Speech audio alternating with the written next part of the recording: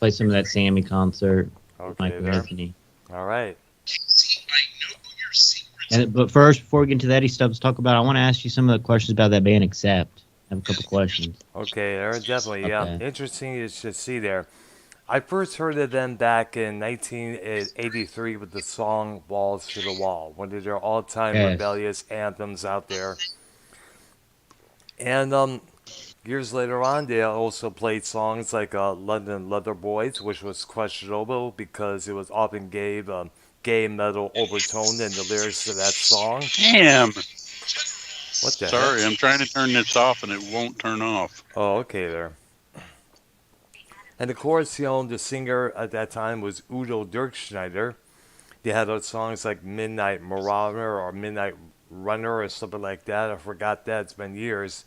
But that was on an album called Metal Heart. And if I understand, when I talked about it on Ken's program, a lot of people in his chat were saying the solo on that song, Metal Heart, was pretty damn good. And I guess right now, Wolf Hoffman, the guitar player, the bald one there, he's the only. I guess he's the only one running the Accept vehicle as of right now. It was a six-piece that we saw play live, and of course the singer now is John Tornillo, an American. Because the rest of the band are from Germany. I don't know where Tornillo resides from. I don't know if he's from which state. I have to look that up sometime soon. Wait, But- are you live already? Yes, I am. Yes, Hold on. gotcha. This is Michael Anthony singing. I did take this video, folks, myself. Yeah, him talking about love. Which, by the way, he did This a is the great baddest job. motherfucking bass player and the background singer. Mikey can sing lead like a mother. You ready? Michael Anthony can hit a And that is true. Woo! I'm about to go all the way back to my beginning. Yeah, Vic.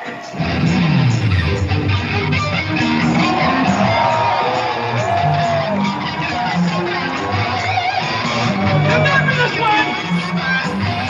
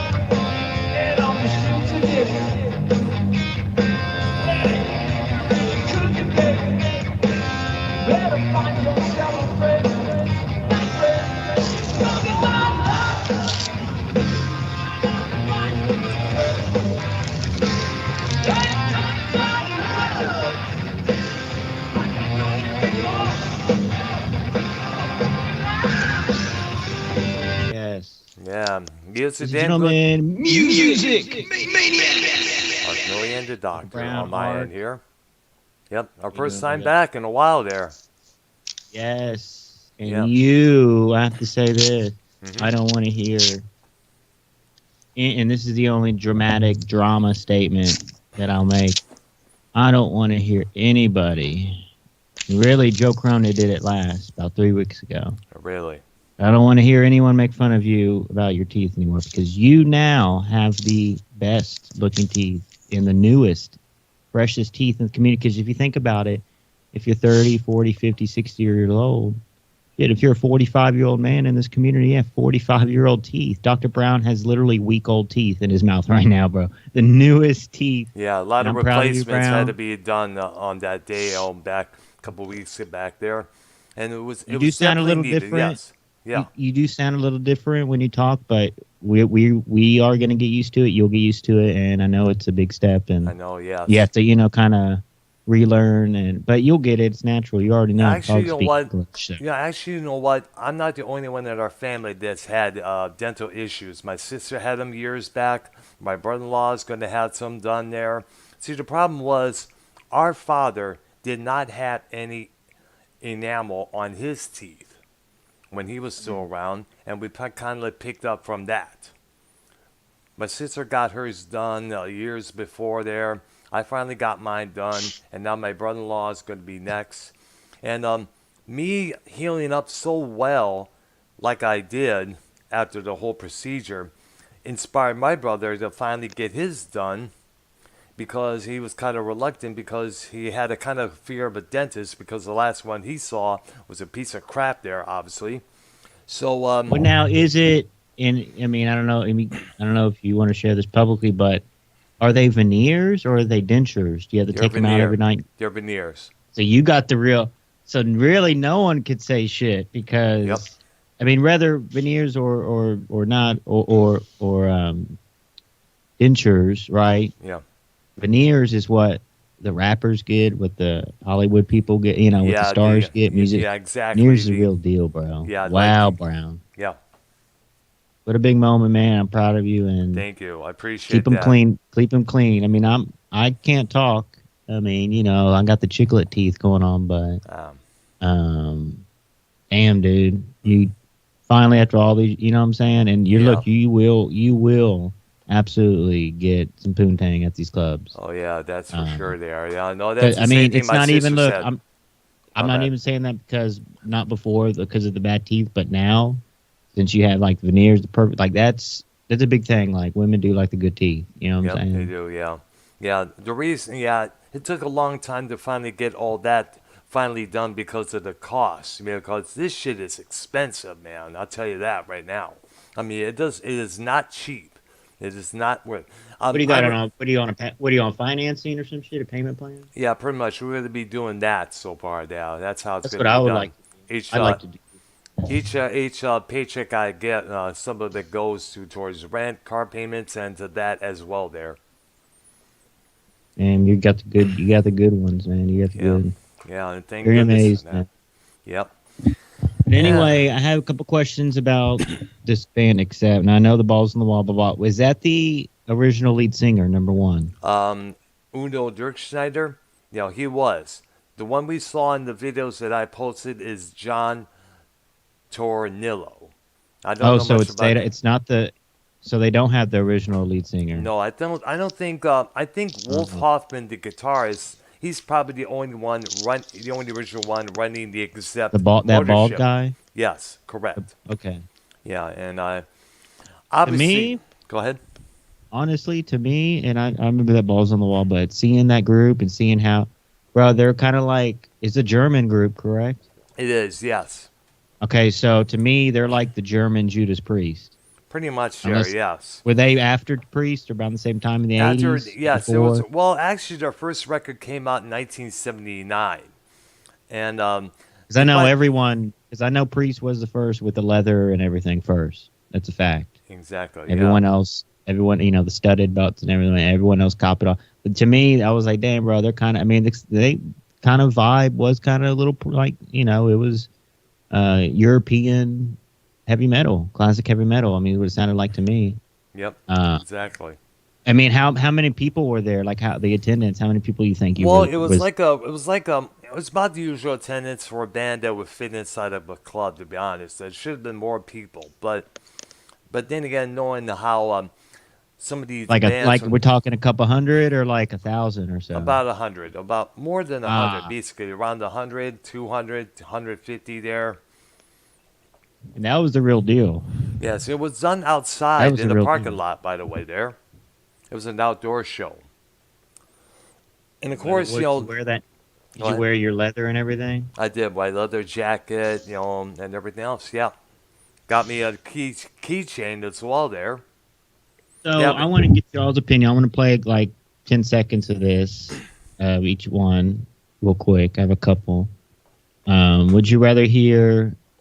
I did see a couple tributes. Mm-hmm. Got Pink Floyd, and we have Rush. Rushmore, yes. The Rushmore one was very What would you rather? What would y'all rather hear? Limelight or Red Bruschetta or? I would say Red Bruschetta because You wanna hear that Limelight one has real been quick? Let's hear it. overdone, yes. And Red Bruschetta has some interesting lyrics to that song about a car chase between this guy and the other guy, on his And way then to visit they his played. uncle. Now they played a particular song. I didn't record it, but it's a song that I recognize, and it's. I wonder if it. I would consider it a deep track. The New World Man. New World Man, yes. That was one It's of a the great first. song, That was man. the first single from the Signals album back in '83. That was one of the Yes. first songs from that record to get played on the radio. It's a pretty So good song there. real quick. 'Cause I know this is about Eddie tonight, but we haven't Yeah. been on live in a while. But real quick, the Back in Black band, I give them a 10 out of 10 for tribute, sound, look, everything. This Rush band, I'm gonna give them, which is high, like 8.5, 9, because they don't have the look, like they don't look like Geddy Lee or nothing. But I think the drummer was fucking amazing. It was really crazy. Nice. But I think it's so cool. This was all live, keyboards and everything, all live. And listen to this guy's voice. It's not spot on, but I think it's kind of fucking spot on. But here we go.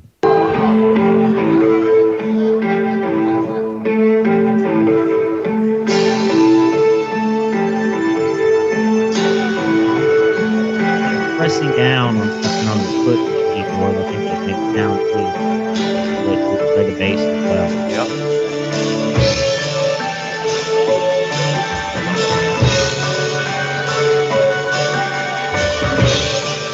It's a little bit vocal.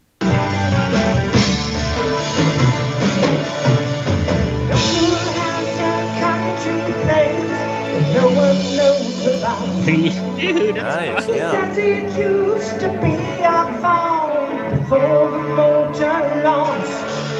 Nights and days I move the ice and off the turbine race. pretty good, dude. You run outside the wire with my right head up away. Very good. Brown, tell Yeah, me. yeah, very good. Yeah, it's the guy channels Giddy pretty damn well there. Okay, let's do this little Pink Floyd real quick, and we'll get into our thing. Great song, Cigar. You ever heard of that one? Yes, I have.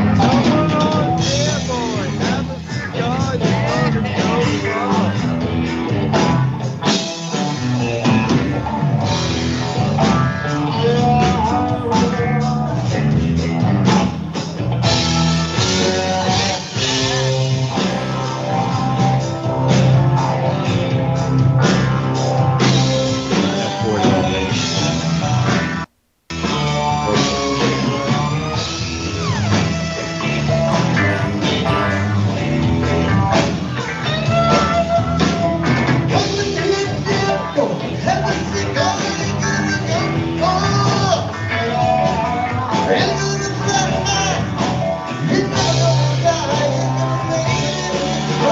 Yeah, so great time there. Very good.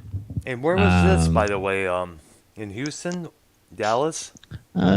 Yeah, my neck of the woods. You know Oh, what I'm nice. saying? Yeah, I see there. Yeah. But one of these days, you should have came up this weekend. It was a good. Yeah. And look, you saw your accept. That was how much was that ticket, by the way? It was about $30 at the door. Wow, GA General Mission. Yep, General Mission, correct. Yep. Saw a friend out there bartending. I haven't seen in a while. It was good to see her again. I guess she started working for there many weeks back there. We got a little selfie on the Facebook on there. We changed it to friends only there because she's kind of cautious about the way she looks, even though she's pretty as hell. Well, Yeah. that venue is a good venue. It is. It is. They have real names come through there and stuff. I know. And I guess See, there's a lot like there's tribute bands everywhere, but like Texas really has a lot of like these and even they said it, that Rush band, they were like, there's only one Rush, we get that, but we do like, it's fun to recreate and have fun with it because they're obviously like Rush fans too, like the people doing these Absolutely. tributes. Like the So it's band, like, the Motley Crue tribute that I saw called The Crew yes. before we got struck by the pandemic, before I got fired from my last job there. They were pretty And then you see spot that on. Yeah, one, yeah, you saw that one group that Queensryche yeah. tribute band Mind did? Crime, yes. And the singer Yes. did channel Jeff Tate pretty well, himself there. But yeah, me and Brian had a good weekend, but let's get into why we're here. Yeah, Eddie Because Van Halen, tomorrow, our tribute to them, because we never really got down to do a real tribute to Eddie Van Halen, his guitar work and everything else, how he right. influenced all the guitar players to start shredding their asses off on the fretboard there. He was him, Randy Rhoads, George Lynch, who were like the big three of the LA heavy metal scene back in the day there. As we all know, Eddie Van Uh, Halen died 2 years ago. Tomorrow marks two tomorrow. years of his passing, which was a real shock to all of us here because it was one of those news items that came out of the blue and just like boom struck us from behind, and we just didn't even expect it. Right. It's like and we found out, but then we found out what it was from. It was of course cancer. Because as we all, Eddie was one of the heaviest smokers next to Lemmy Kilmister, and I guess smoking also led him getting cancer as well there. And of course, Yeah. you remember Eddie had some of his tongue removed because he developed tongue cancer. But then again, that was not from smoking; he was putting all those metal picks in his mouth there when he would do his finger tapping on the fretboard. And Yeah, apparently, there's a speaking of those metal picks, there's one selling on eBay for like, I don't know, $300,000 or something. It what? says it was used by Eddie. It's Oh wow! from a friend or not an ex, something like that was worked with him or something. Or One of but his it looks roadies or associates or assistants. it looks I meant pretty to say. cool because it's like has holes in it. It has Oh, like wow. these metal. Actually, I'll take a pic and send it right Yeah, now. I gotta see this because a lot of guitar players use the different types of picks there. I know Billy Gibbons from ZZ Top. I saw they did some guitar magazine did a gatefold of all the different picks used by all the guitar players, and Billy Gibbons from ZZ Top, he uses a regular quarter with one of the ends, filed way down, just so to make it look like a $25,000. pick there. Wow, $25,000. I was way off on the price. wow. It says, I'll send that to what it says. Does everyone have, we don't have to give them now, but does everyone have their top 5 favorite Van Halen songs? I haven't yet there. I haven't had time. Think to about read it. Okay. Keep it in the back of your mind, guys. I mean, that's why, 5's not that hard. Think of 5. I have mine. Personally, let's start from the beginning. I want to give y'all my first introduction to Van Halen, and we can get into some history too. But Yep. that's why this is one of my favorite bands. Because keep this in mind, I didn't live in those days, 80s, not like that. So, like maybe I know for sure 95, 96. I remember the song Right Now. Yep. Okay. Jump a lot. And then when I was probably 10, 11, I found, in the family's music collection, I found the 1984 cassette. It was a white cassette that I remember. The color was white.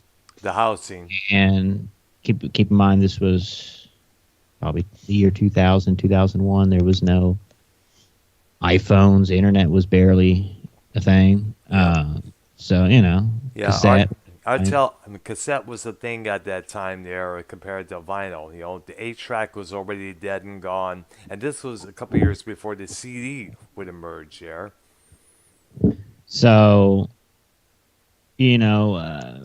more Sammy leaning for the, friends, people I know, we like Sammy. Yeah, it Uh, was good. He added a lot to the band there as well. I There, mean, really good singing, blah blah blah blah blah blah. But I think the first four albums of Van Halen, they beat any. There's no what we call like the freshman, junior, sophomore, senior years of the albums. I don't know if they have a name, but the first four. You Yep. get what I'm going at here? with David Lee Roth. No, it's unbeatable. They're untouchable. Yeah, it's true. There, I I think mean, we all maybe. agree. What's Metallica's first four albums? Oh yeah, Kill 'Em All, Ride the Lightning, Master of Puppets, and then Justice for All. I mean, that's a pretty damn good, but I don't think that's hitting anywhere close to the first four of Van Halen. Yeah. You know what I'm saying? Like, Yeah. you pick any, and just hypothetically, but you think of any of the first from any group, I don't think they're coming close to the first four for Van Halen. Every band The- has their essential list of top 5 albums that were voted by the fans. Like the Moody Blues have their core 7, and of course the first 6 albums from Black Sabbath are deemed one of the greatest when they still had Ozzy in the group there. Well, I would even say what was that? The Volume 1. Or Volume which 4? one was that? Volume 4? Volume Yep. 4, was that the fourth album? Yes, it was. Yes. All right, so I think remember the one in the '80s they did that wasn't really the you know what I'm talking about? Yeah. Which one in the 80s? With Dio or Tony Martin? No. It still had maybe not in the '80s, maybe like 78, 79. Ecstasy, Technical Ecstasy. Yeah, that was a good That album. one wasn't even like people. I mean, but people didn't really. You know what I'm saying? Like maybe for like the real fans and stuff, but people didn't really. It wasn't really that popular. Kind of like Judas Priest, fucking with Turbo. Yeah. right with Turbo. So Yeah, it's like well, the idea of that album was to get away from the black magic satanic stigma that had haunted the band since day one. That album was recorded in Miami, and basically they wanted to do. It was actually Tony Iommi at the helm at that one. Apparently, the story was he saw the band Queen recorded in the studio at one time, hung around with them. Him and Brian May are good friends to this day. He liked what they were doing, and he decided to apply that with Black Sabbath. And well, I guess see, that's the thing. To get back on Van Halen, Yeah. Van Halen did. I don't know what festival or I don't know if it was one of those, but they were like Van Halen blew Black Sabbath out of the water. Yeah. Have you ever heard of that story? Yeah, I remember hearing about that. There was a lot of stories about that. Van Halen toured with Black Sabbath in 1979. Sabbath had Never Say Die with our last record with Ozzy up until 2013.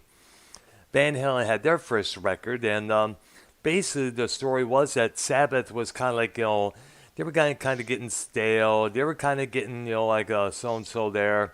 A lot of drugs, a lot of management issues were coming forth, And so I guess, Sabbath was kind of on their last legs with Ozzy there. And Van Halen was kind of like, something fresh, something new. I mean, when you think about it, compared to the guitar playing that Tony was doing, Eddie Van Halen was kind of like whooping Tony Iommi's ass when you look at it with his Well, here's techniques. the thing. Yeah. I think that Van Halen is the greatest band ever because not only of Eddie, that's a gimme. Everyone who played guitar in the '80s, rock, hard rock, whatever, pretty much, did a lot that he did. No, exactly. The D-tune system he did create, which on a lot of guitars that you see, it's on there. Yeah, the Floyd Rose. Yes. This is Van Halen is probably obviously like the Beatles is probably like the most important band, but I think Eddie is like the most important guitar. I think he's better than Hendrix. Hendrix still had to use he still had to use a lot of the pedals and shit, and Eddie really kind of, I hear stories of him saying, he was kind of broke back then in his earlier years and kind of had to figure out other ways to get the sounds he wanted, in other words. Yeah. He didn't have all the money for all those fancy pedals that Hendrix had. Yeah. But I don't know if I don't know if anyone can. I mean, maybe someone could throw in the Beatles or something, but no one can really argue that the 80s. I mean, I'm talking the Roth years. Yep. I'm talking Sammy years, which 5150, didn't they sell like more records than any of the David Lee Roth records? Well, I think that, some people did speculate that a lot. Like so. Van I Halen mean, with Sammy. real quick. Go ahead. Real quick, let me finish. So, the importance of just the band, the importance of Eddie. I mean, this is a big deal. Obviously, when 2020 was a horrible year all around, but Yeah. the music. That's the one thing, and like the music is permanent. The music lives on forever. Whether it's record, YouTube songs, get a cassette, or even learn the damn music yourself. It lives on forever, and that's why music is very special. And you know what I'm saying? Yeah. It's a good thing, but that was my first introduction to them. I kind of discovered them myself, but then also, I mean, Van Halen is one of those bands that everyone has heard at least one song, whether it's Jump, whether it's Running with the Panama. Devil. Yeah, Running with the Devil, Panama. I mean, what's their most popular song on the radio? Probably Jump or Panama. Or You Really Got Me, the Kinks cover. Well, no. What's the most played Van Halen song on the radio thing? I think it would be Jump. I'm serious. Most likely, either Jump or Panama. Yeah. In Sammy Hagar years, I would probably have to say, what was a big popular song with Sammy? Well, there was a lot of them. There's a lot, but there's always those few that people know. Like probably Right Now. I would think everyone knows that piano riff. I think Right Now is the most popular song from the Sammy years that everyone knows. I'm not talking to you. You know what I'm saying? So, and of course, look at Gary Sharon. We got to talk about. I mean, we got to talk about that album they did with Van Halen. That never hardly gets any mention. I think it's time we should mention. We got to talk about why that record did not do as well. I heard a lot of other YouTubers talk about that record. Real quick, I want to hear Ark and yours introduction to Van Halen. Like, how did you? If y'all remember the first time seeing, did you ever see him in concert? If y'all can remember, what was the first introduction? How did y'all get into Van Halen? I know Brown is into them, but Ark, are you into Van Halen? Number one. Yeah. You mean appreciate and respect the importance of the band and Eddie, right? Right. So. And my first introduction was radio. I heard You Really Got Me and Running with the Devil in 1978. Right. Gee, hey, that's when the album came out. Yep. And that's the one that first album is really good. Yeah, it really is. Absolutely. If they have the colored version of that colored vinyl version of that at the nearby Walmart, I'll definitely pick it up. That's for sure. Listen to that and remember whenever that one party that was in with my parents and their friends there. My introduction to them was a couple of songs when they played Running with the Devil on the radio. That's when I first discovered rock and roll radio for the first time in 1978 there. And then you would say Running with the Devil is like the first song they started playing of them on the radio? I'm not too sure. I remember I was new at the radio scene at that time. So, but the whole album was played on one of the local stations there. They would play an album in its entirety. And we was in this garage, me, my sister, mom, and dad were hanging, drinking with a couple of their friends and such. Their son was a drummer in training there. He had the drum kit set up there, not that much, but yeah. But basically, the album Van Halen #1 was played all the way through on the radio station, and I was really digging the atmosphere that I got from it. It's one of those great albums. Sound. Yeah. If you think of, obviously Priest and Sabbath were around before Van Halen, but it was a more poppy rock sound, but it still was rock and roll at the same time. It was, you know what I mean? It was powerful. I mean, yeah, like, was there any? I mean, okay, so '70s Priest and '70s Sabbath isn't the, it's a little slower type. I mean, you look at like Sad Wings of Death. I mean, it's not slow, but you know what I mean. It's not that faster, thrashier Like that you Painkiller got or a Painkiller. Hellion Eye or a Hellion Electric Eye. So you didn't really hear. This is the thing. This is the thing with Eddie and his playing and the finger tapping. You didn't hear, like, that wasn't a thing. Like the finger tapping thing, like the da-na-na-na-na-na, you didn't really hear that in the '70s. Nope, You know what I'm not at saying? all. But in the '80s, I mean, you can definitely, when you hear Priest in the '80s and stuff, you can tell, yeah, there's finger tapping there. I mean, it's like '81, '82 stuff. Yeah, You there know, was because y'all learned it from Eddie. it's all that. See, if you're not you don't know about guitars, you don't really know what we're talking about. But like that Floyd Rose is an actual piece of the guitar. It's a piece of the essential. instrument. Yeah, exactly. Like, so it's like if in layman's terms, it's like if someone invented the antenna for the TV, it's like that important in a way, because what you could do with that guitar, I mean, it's not only keeps your guitar in tune, but you can do these. Can you explain it better, Brown? These diving bombs, like sounds. What they call it.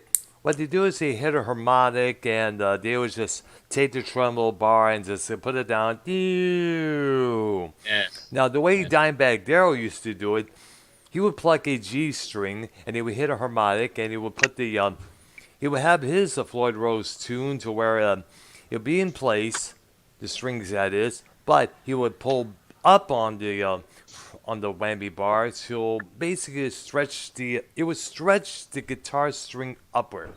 So it would sound like it was like a boom, something like that there.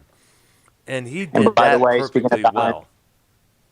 speaking of Dime, in December, Yeah. we're going to be this Pantera reunion thing. So here in a Yeah. couple months, we'll be able to see some. There'll be, obviously people release video, and I don't think I would. I don't think it's my type of. I'm not into the mosh pits and stuff, Brown. I Neither just, am I. you know what I'm saying. So, but on the other hand, it's like, all right, it's history. You're going to be seeing, this big reunion tribute thing or whatever. Celebration, So we'll that's what see. they're calling it. Yeah. We'll see. Yeah. Right I'm there. just not a big, people do get wild at concerts, man. It's kind of annoying, ruins the experience. If they're, too. I'm not talking I'm not talking physical or whatever. I'm talking annoying. Like people act weird and I bro, in these concerts I go, it ain't like, bro, there's people really my age. It's really like older people, older couples. And it's like, bro, mature up. Have a couple drinks. You don't have to fucking, like, it's fun. It gets annoying, man. And you know what I'm saying? But you push either that or I need to drink with them to get on their same level. So I don't, because it is kind of cringe. Like these people that are at, these concerts, it's like, come on, man, I'm coming down. I know what you're talking about. I told this story before. Me and my best I friend don't have a problem with Dennis. them singing along. I don't have a problem with them singing along. Like, it's just, I don't know. People just, I cringe, bro. I know. No, dude. Dude, I know what you're talking about. I told this story before in this program many times, actually many weeks back. I think that's the problem. It's like, I need to be on the same level with them. I need to have a couple drinks in me. Yeah, but because then again, you don't want to get to the point where you're like a shit-faced drunk and start doing I know, stupid shit. I am kind of stiff though. I mean, sometimes I'll sing along, but I'm just, because I do record, so I just try to look out for others. I don't want to be in front of anyone. I don't want my phone to be in front. You know what I'm saying? Like, I try to be courteous to others, and so I'm not really. And of course, other people really, when you're drinking, you don't give a fuck. People be acting whatever. But Yeah. I think I'm gonna start have like maybe a margarita on the rocks. Yeah. Margarita on the rocks. You know what I'm saying? And sip on it, and just Well, just all blend in. all I can say is, don't, if you're gonna drink, don't drink to the point where you're trying to hump one of the chairs, like some idiot did. That's When I the was problem. living, Like, yeah, that's why I don't really drink, because before, like, I've gone to Hooters and I've gotten like the pitcher of beer and I've had like the 2 big glasses, and then on the way home just throw up on the fucking side of the window. Oh, wow, damn. So, but I learned that you need to not have an empty stomach. I see. too. Yeah, that's So- what they always say. Never booze it up on an empty stomach. Bottom line. That was there. my problem, bro. Oh man. That was, I mean, those Four Locos. Have you ever seen the Four Loco? I mean, but speaking of, we can get back into the topic here. Speaking of alcohol and booze and Jack Daniels and David Lee Roth, there's I think it was the US Festival in 1983. Yep. Or 82, I forget the year. What was it, 82 or 83? It was Yeah, the US 83 when Festival. they played there. Yes. Dude, this Highest guy paid was... band at that festival. He got how many thousands of dollars per minute? They made tons and tons of money. That there. was like Metallica. That was a drinking band, Van Halen. absolutely there. First and foremost, Jack Daniels. I don't know about anything else. They say Eddie's thing was vodka. He liked vodka, Eddie Van Halen. But Michael's besides saying what? dr- Go ahead. besides the drinking, I did send a pic in the chat. It's and I always wondered this for years, and I think I'm right on this. And I want your opinion. On the back of the Women and Children first album, which is their Third album. third album, correct? It is, yes. Uh, One of their best ones. 1980. 1980, came out? yes. And the Cradle Okay. of Rock. That's that's probably like my second favorite album. Mhm. I think Van Halen 2 is my favorite album. Besides 5150, but from the... Okay, so if you look on the back of the record of Women and Children First, Yep. Michael Anthony, I swear on everything, he is smoking a fatty. I'm looking at it right now. You pointed it out. This is the first That does time not I look like a realized cigarette. that. That's a fat white thing in his hands, and look at his face. He looks fucking Exactly. It stoned looks as like he's shit. blowing smoke out of it as well there. I gotta I put always this up on wondered the- what he was holding when I look at the back cover of that album, but I didn't really pay too much attention to it there. I only paid attention to Eddie's guitar, which, by the way, he modified that the heck out of that as well there. And he looks like, you see smoke coming out of his mouth. If he's blowing it out, he's definitely smoking something. That's for shizzle. That's what I'm saying. But that's crazy. But yeah, they I mean, what are we got through our introductions. Let's see. Computer's a little frozen. Right?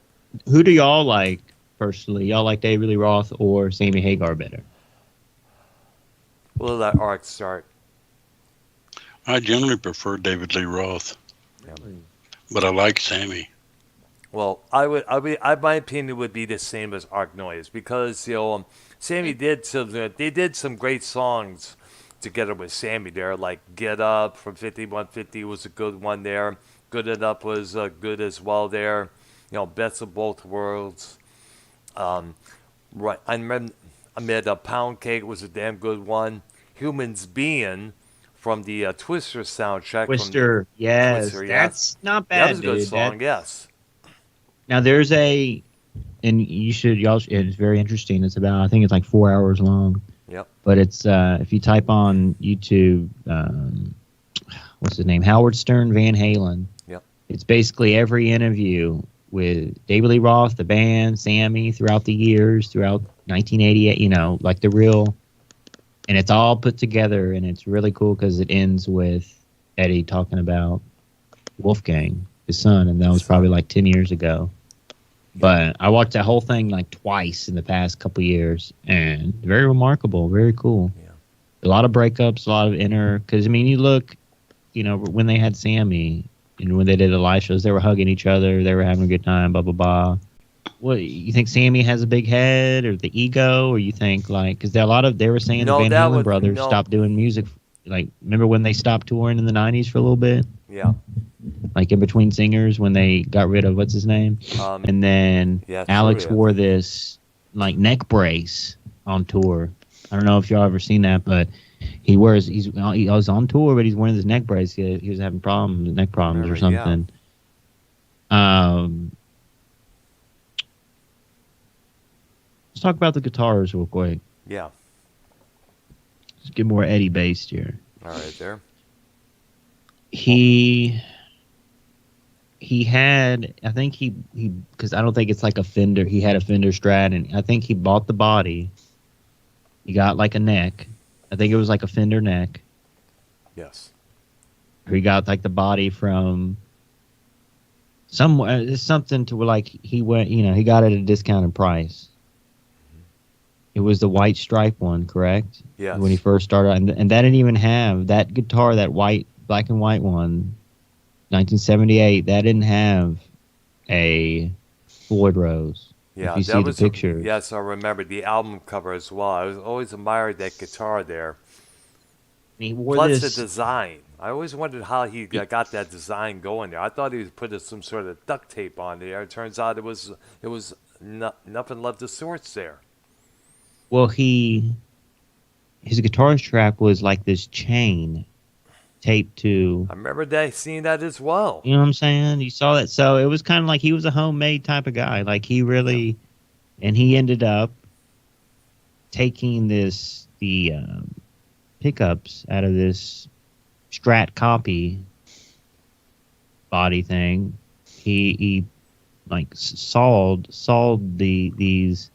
A lot of these guitars these days, they don't have I don't know what the specific term or name is, but those plastic covers that go over the pickups. Sometimes they're people like Eddie started taking those up. Pick guards. You know what I'm saying? That's what they're called. Pick guards. No, not the pick guards. The square, the rectangle things that go over the actual pickups. Like sometimes they're removed, and which makes it a little bit more like it's like more of a hole where kind of how that Frankenstein guitar was, where he had that hole in the middle, right? Yes, I remember. But it was like a non-working pickup, but it was that hole is almost like an acoustic guitar. For that tone. Mm-hmm. He got some type of wax and took basically.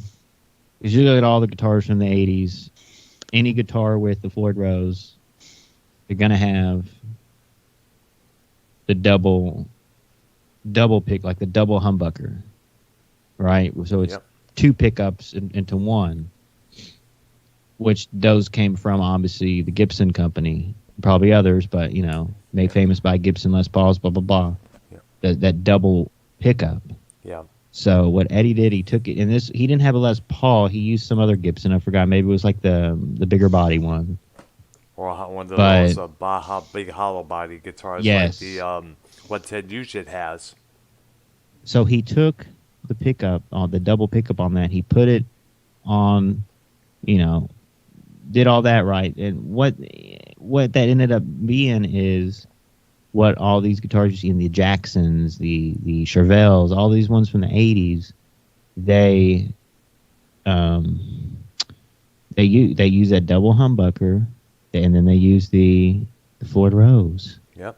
And who started all that? Eddie. Eddie Van Halen. That's why. Like, what did? And people can argue with me all day. I don't care. They're going to be wrong. What did Jimmy do to invent or really? You know what I'm saying? Like, well, he did do one thing. What did he do, Brown? Well, he did this one little thing. I remember hearing this on a radio show years back in Michigan. He would, the three throttles. The three little switch where it goes from which pickup to this pickup. I think it's called a toggle switch. I think it's called there. It was just basically there was no in between. You had to switch into the left one for the first pickup, the middle one for the middle pickup, and the right one for the right pickup there. But that was about it. I guess what Jimmy apparently did, according to this program that I listened to, he would solder, I guess, fuse them to where you put it in the middle, and it would pick up, like, say, if you put it half. Yeah, but bro, like Eddie really like changed the instrument as a whole, though, bro. He did. Like, he really physically changed how they were being fucking built and made in a whole nother decade. Like, bro, this is Van Halen as a band and Eddie they're so important and so special Yeah. in the genre of music in general. Yeah. I mean, this is how deep it goes, bro. I'm at a loss for words. I mean, look at any guitars from the 80s and up. I mean, all of those Hammers that Priest had, all of them. Carvel Jackson, the Kramer Bro, guitars. I mean, this is... There are a lot of guitars were inspired by Eddie's work as well there when you look at it. The one double humbucker on the pick guard I mean, there. even Glenn Tipton, when he had his Fender Stratocaster, he had double humbuckers on there, So which did, they only have. You know what I'm saying? Yeah, so did Like- Dave Murray of Iron Maiden. You remember those? Look at the early videos, the Yes. early performances with when Bruce Dickinson not a joined lot the of- group. He had the double humbuckers most- on his Strat. Because most Strats have, for the people that that don't know out there, they are 3 single humbuckers, which is great, good sound, blah, blah, blah, but that double humbucker just adds that extra crunch. You know what I'm saying? Absolutely. It's more. Yep. It's so. They really are like the greatest American band, Van Halen. Yeah. You can't. I mean, no one can argue. I don't want to hear no Aerosmith, but like you gotta respect Aerosmith. But really, think the greatest American band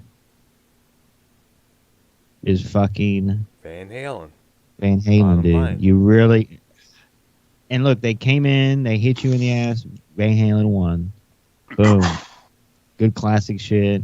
He was using phaser pedal. And then you go into you move it into when they start using the keyboards. They got to get in with the times, the 80s, that kind of dancey music. Yeah, with Techno, Jump. not techno, but I mean, which people, it could be some Top people's 40. cup of tea. I mean, I don't mind it, because you're still going to get Eddie doing his solo in there too. Yep. But even the Sammy stuff, bro, is, I mean, 5150 probably the best out of the Sammy, but OU1A too. Yeah, Great exactly. songs on there, bro. Yeah, what? like Black and Blue, when it's Oh, love. Mine, oh mine. Mine, oh mine is Yep. like my personal favorite on Yeah, there. and keep First- in mind, favorite track. the track for the video for "When It's Love" was the first one with Sammy. They did no videos for 5150 because they didn't really have the time to do it. The album came out and they had their first concert 3 days after the first that album came out. So they didn't really have any time. They even said that in the MTV interview. So what they had to resort to do is making a video of the song Dreams with the Blue Angels airplanes flying through the air doing their stunts mid-air and stuff like that. You've seen that happen many times before. Yeah. We used to see it a lot of times in Michigan. A lot of people would pull over on the I-94 heading northbound or northeast bound there up to Port Huron. It would stop over and check out all the airplanes doing their stuff there. That was a big thing around the Michigan at that time there. Now, Ark, did y'all come up with a list of 5 favorite songs? Yeah, I kind of did it real quick and on the fly because I didn't find out about it until this afternoon. Yeah. And then on my list, I did throw in Roth and Hagar. All right. That's good. I think mine's mostly Roth. But I do have some Sammy Hagar songs written down. All right. It's pretty much for the same for me. It was kind of funny. I have to say this, Roth. Let's start with them. Go Okay. ahead, and then we'll start with the Ross situation there when he tried to merge his way back into the group after Sammy got departed. Okay. Well, that's what they. That's what basically the newest Van Halen news is. Real quick is Wolfgang was saying, yeah, like the whole band's pretty much dysfunctional and always been dysfunctional, and that's why they can't get nothing together tribute wise. I know, yeah. So he was like, when he did his Taylor Hawkins tribute thing and played the Van Halen songs, that's what Wolfgang said this past week. He got some closure with his father performing those songs. That was his kind of like his tribute. To his Which, father. hey, it's pretty crazy that, and I'm not taking anything away from Taylor Hawkins, but in the quick amount of time they got all that together and blah blah blah. I mean, you know what I'm saying? Like Van Halen really just doesn't have their shit together. If you think about it, I mean, you can blame Roth, you can blame others. There, Wolfgang does have Sammy wrong though, because the person was like, "Oh, Sammy said he would love to do those songs again," but then Wolf was like, "Oh, I thought he said he didn't want to do them again." Well, he didn't get the full context. Sammy said that he would do it again, but he wants Michael there. He would only do it if Michael Anthony was involved. Yeah. And so yeah, like if Wolfgang Van Halen's listening to the show, I mean, he's a good guy and everything, but like, the context, brother, like I did hear and I keep up with this, Sammy did. I mean, why Sammy wouldn't want to, you know what I'm saying? He said it has to be with Michael Anthony. Michael has to be involved. Yeah. So, you know what I'm saying? It's just, and that's part of the I mean, look at Wolfgang's even kind of, you know what I'm saying? Like Sammy and Michael Anthony are cool. They're in a band together. You know what I'm saying? Like they're cool. Like that's literally like their old band, the other half. That's the other half of the band. Now, maybe not the most important half of the band, because the Van Halen brothers, without them, wouldn't be anything. But bro, just the sound, just the way, like the way the Panteras of the world, blah blah. Just this, how rock changed and progressed. Wouldn't have done that without those special tools that Eddie helped and did invent himself for that. For the guitar itself as an instrument. You can't do, you know what I'm saying? Like, to an extent, yeah, you can play a lot of the same stuff on a guitar without the Floyd Rose. But when you're talking about doing solos, when you're talking about, you know what I'm talking about, Brown? Like Yes, exactly. You're talking about how, with how they do the diving bombs and stuff, like, yep, they won't be able to do that really. I mean, I don't know. Like, can you try to do a diving bomb on like your regular Strat copy? Well, the only thing I could probably do is, but to do that, you could do it going down, but to make it go up, the harmonic go up, you have to probably either had to loosen the springs underneath the tremolo system there. Yeah, that's what. So it's like, yeah, it's like like that. Like this is what I'm trying to get people to understand. That is going to watch this is the important, like, obviously I respect Jimi Hendrix. He was very important, and some could say he was the greatest, number one. But actually changing the instrument, changing something for the better, like Eddie did, being an instrument, I mean, it runs so deep, and it's so crazy to think about. It's like, it's not some guy who just came on and, had a cigarette at the end of his guitar and just, he literally changed the whole landscape of a generation, of an era, of a decade. Yeah. You think of the 80s, you think of Van Halen. Bottom line. Yeah. Now, before we get to my top I'm 5. sorry, I'm talking. I'm talking, guys. I'm just excited. I love this band, and I know. Rest in peace, Eddie, brother. Go ahead. Okay, well, here's another. There was also a downside to Eddie's technique and how he influenced the guitar, because all the other guitar players, being Joe Perry, Ace Frehley, this guitar player, they had to try and copy Eddie so they could be in that realm as well there. Because a lot of Eddie's guitar players, whether it's from Autograph or this band or this group here, they had to, most of their solos had to have had some sort of a shredding, finger tapping along with it there. With that, or like it's either shredding or like the bluesy, the bluesy vibe. Because you look at 70s Priest, that was a bluesy guitar, and then you look at 80s, boom, they slap that Floyd Rose, and it's a whole different, it's more, you know what I'm saying? Yeah, it is. It's like, so it's bluesy or, what was the word you used? Bluesy, I cannot come up with the words, but I do have to say this. I know there were a lot of other guitar players who resented Eddie because of his technique and stuff, because it's like, I read this in a magazine. You got your licks down pat, you know what chords you're going to play, you know what solos you're going to do. All of a sudden, here comes this kid out of Pasadena, California, And he comes in, he puts you right back in your place. And a lot of guitar players felt that way, including Joe Perry from Aerosmith.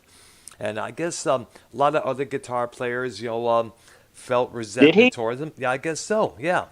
Did he use Did he use it for? I thought he usually did like the Les Pauls and stuff. Well, yes, he did. He was more like a Flo Roy. He did a lot of Les Pauls and the upside down Strat.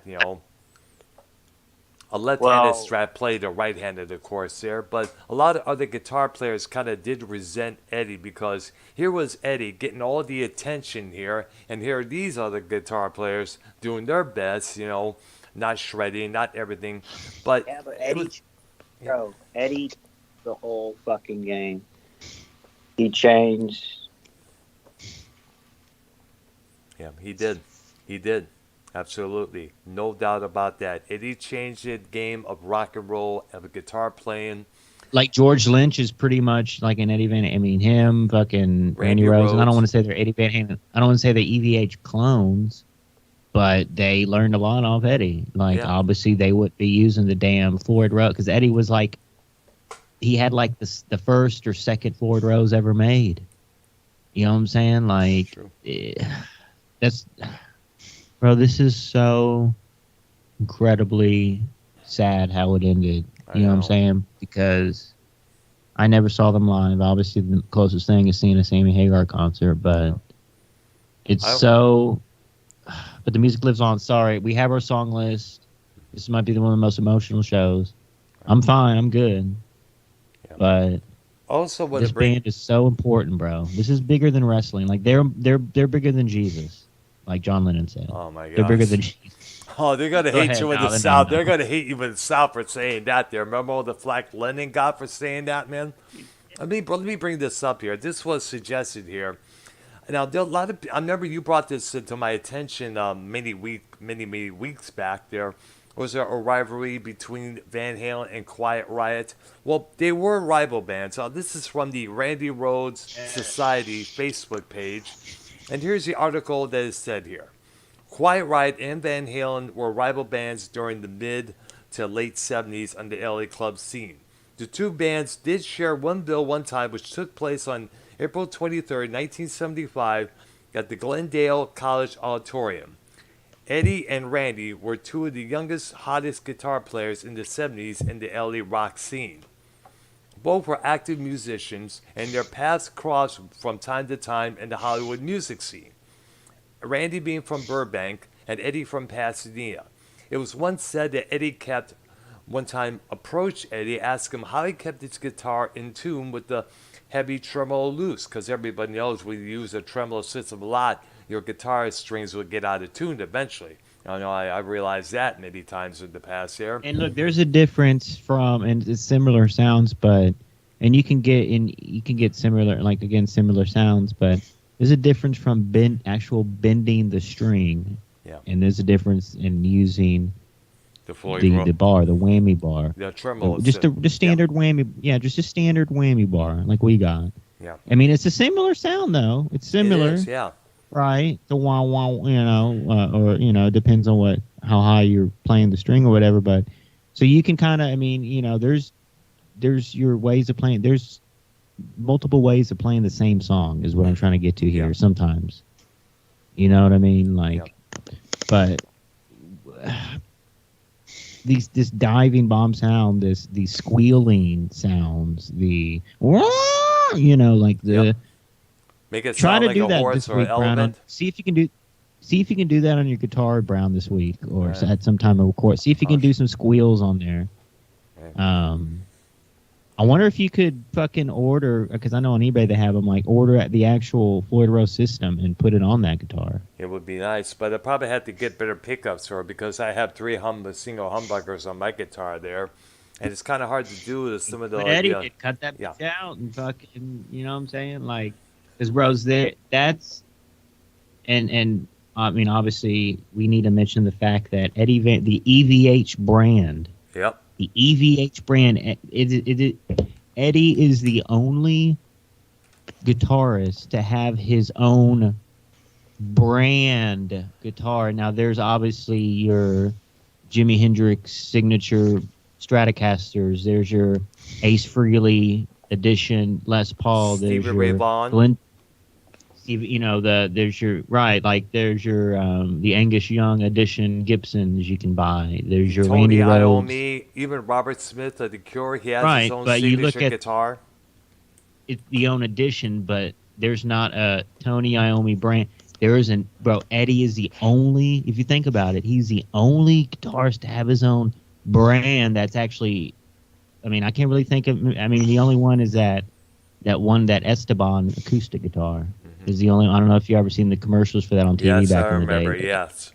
So the it's Esteban brand guitar, but you get what I'm saying. Like anyone who, I mean, even the Michael Shakener Dean I have, it's a Dean brand. Yeah. Michael Shakener edition. But you look at that, I mean, EVH is really good, is what they say. Yeah. It's really, I mean, it's expensive, it's pricey. Now But I it's heard worth that it. the humbuckers, the pickups, the EVH pickups, they're not as crunchy or as hard as you would think or you would want them to be. That's the only thing. Like, you know what I'm saying? Those EMGs really are the best for pickups. You know, the EMG, like they look like a black rectangle. They're pretty cool looking. Yeah, they are, yeah. But this, you know, the EMG brand. But this guy has his own brand guitars that are really good, by the way. Yep. I mean, they're thousands of dollars. You can, I mean, there's different ones. There's copies of his old ones. There's exact replicas made, you know, I mean, that sound just great, that are built. And, you know, there's articles I read that Eddie said, yeah, some of these are better than the original from back in the day. They're so good. But yeah, the EVH, it's another thing. It's not only that, you know, he helped out with the Floyd Rose. He's the only, and I'll repeat it again, this is so important, dude. I'm hyped up. The only musician, the only guitarist to have his own brand, dude, that blows my mind, guys. Yep. It blows my, like, and it's good. It's a great brand. It's Yeah. fucking, it's pricey, you know, it's kind of, but it's, I think they're made by, I think Fender is over the EVH brand. I think, because there is some Fenders that came out that were Mexican-made Fender Frankensteins that Yeah. a lot of people get good reviews on. They were made in Mexico, but they were like, wow, like this one. And I think Fender oversees the EVH, some of that stuff, actually. Yeah, man, because remember, Eddie was a big Fender guy. You know, he played a lot of Strats. You know, remember the Frankenstrat, you know, this Stratocaster. Oh, we got to include the Bumblebee Strat look-alike as well there.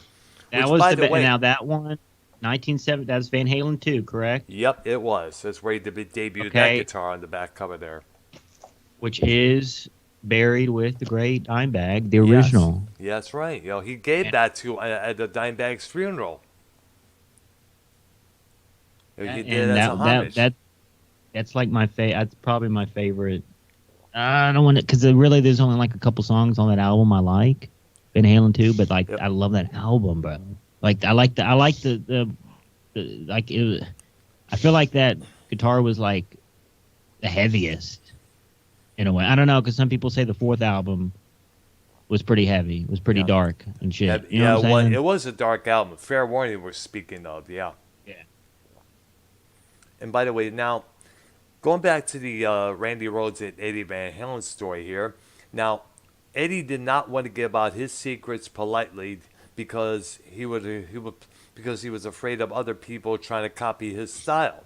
At times, he would do his solos with his back to the audience, in fear of other guitar players ripping off his technique. Now, in late 1981 or early 1982, Randy was home in LA before he went on tour with Ozzy, which sadly he would perish that following year.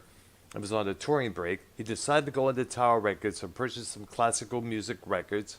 Randy entered the store and he saw Eddie Van Halen standing in line waiting to purchase a copy of Diary of a Madman, his second and last record with Ozzy. So there may have been a rivalry, but there was also mutual respect with one another there when you look at it there. So definitely, and sadly, out of the big three of the LA guitar rock scene back then, George Lynch is the only one remaining. Now, let's do our top five, okay? because I want to get into. I'm eager to get into the controversies, the beef between Sammy and Dave, Dave and Sammy, Eddie and with beef with those two guys there. Okay, okay, so we'll let Art go first. You go second wire, and I'll go last. Okay, like I said, my order, actually, if I sat down and really thought about it, Well, real quick, changed real quick, completely. real quick, Gibby. I need 5 songs, and then think of what you have to pick one your favorite Van Halen album. Let's do that too. Let's Okay, throw that then. in there, but Yep. let's start with the songs. Go ahead. Okay. Okay, but let's do it where we do like number 5, then we go round table again in number 4. In All other right, words, do Beasta. one at a time. All right. Well, that's Let's that's just- Like do I our- said, this Let's list do could let's change. do the signature music show list. That's our flagship, bro. It's All right, list. there. Yep, Go that's ahead. how we do it on this show here. Go ahead. Okay, my number 5 might surprise you. Dance the Night Away. Oh yeah, You know what? not a bad song. What album was that off? What album Number was that 2, off? Van The Halen band? 2. That was when that was the Yep. first single from that record. And look, you can't. And I think because that it's similar. I don't know. Do they call it drum fills? Is that what it's called? Like I don't know. Drum fills. What I'm trying to get to here is Alex is very underrated. I think he was fucking great. Like, what didn't he like make these bass drums that were like super long? Like they were like Pretty- these gallon bent. From what I remember hearing, Ludwig Drums, his brand of choice, would send him the parts and he would construct them on his own there, the same way Eddie would They were, construct like, you his look at- guitars. Like it's almost like a dump, not a dumpster, a round oil can, not can, but A fortress. a 5-gallon thing, a 25-gallon fucking Yeah. thing. 55-gallon. Yeah, a drum. That's right, a 55-gallon yeah. drum. When you look at it there. Literally. But I think, I mean, that's what it almost looked like in a way, but I guess not to mention like those little bitty, like he probably had like 40 or 50 different, those little bitty ones with the drums with the clear top on it. Yes, the clear. The small drum ones, skin, right? Yes. Like that. So, I mean, the sound, I mean, I think he's, almost similar to Eddie. Neil Peart Or in a Neil. way. Yeah, Eddie With the and Neil drums. Peart. Like they had a huge set. Neil Peart and Alex Van Halen, a huge set of drums. Big The only kit. difference was that the Alex did not have any xylophones or little bells that they often use during Rush songs there. But like it was like a lot of drums. Like both had a big. Oh yeah, both had absolutely, big, no so, doubt about that. I mean, that's what it gets me to that first part when you turn on "Dance the Night Away." You hear that, doot, doot, doot, doot, doot, doot, doot, doot, doot, and then the guitar, and then the drums, you know what I'm saying? Like Exactly. that signature that you knew that was Alex playing those drums, bro. Yep. It's a signature sound. Like that's a special thing too when you like all you can hear it and you know who it is. So Dance the Night Away. So mine would be off the second album. I want to kind of match with you there. Let's see. Okay, so off the second album, my favorite song, and my favorite song in general, and it's a cover, right? You're No Good. Yeah, that's right. Good I song. nearly picked that one, number 5. It's a great song, right? Like It is. I agree. maybe I should. Okay, It is. so No, I maybe agree. maybe I nearly should pick went another with one that. that's maybe I should pick another one that's not a cover though. No, But I'm coming to a cover. Well, maybe we can add a cover. And Brown, add a cover into yours. One of the Okay, covers. I will They did a whole definitely, album of covers. Dive Her Down, for Christ's sake. Yeah, So let's do that. That'll be exactly. fun. Yep. 4 originals and 1 cover. Let's do that, and then the 1 favorite album. So Brown, Right. Well, I'm going to have more than one. Okay. Or whatever. We'll have fun with it. Doesn't matter, man. Brown's number 5. Okay. It'll be the greatest, funnest show I ever did, music-wise here. Right. I mean, this is what it's all about right here, guys. That's true. And look, Eddie Van Halen, you know what I'm saying? We're doing this for you, my brother. You still live on every day. Yep, You still talked about every day positively. Yep. Still pretty much like worshipped. Yeah. Guitarists still miss you. Everyone misses you. And the music will live on. Mr. Edward. Yeah, absolutely. A toast from all three of us here on the music show here. Metal Maniacs, Arknolia, the Doctor, and Music Notes from all of us on all of our channels. Eddie Trunk's doing.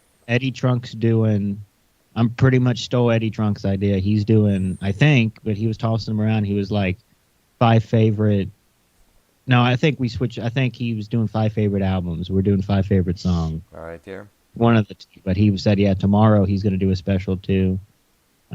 He was supposed to interview Michael Anthony and Sammy together because their new album, Sammy's new album, Sammy Hagar in the Circle's new album just got released a couple days ago. Yeah. It's Friday. Crazy Times is the name of the album. Crazy Times just got released. Sounds great. Obviously, the newer stuff, newer music from older classic bands don't ever do better than the original stuff, the classic stuff. But, that tells you that they're still kicking and they can still do it. You know what I'm saying?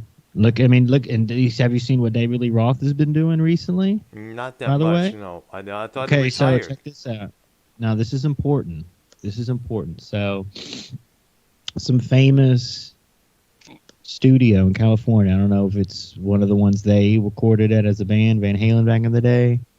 It's some famous small recording studio. It's called. He's released an album. He's releasing the songs not every day, but every other day or something. Roth basically went in there and on one live take in 2022, or recently, did all the classic songs, re-recorded it basically.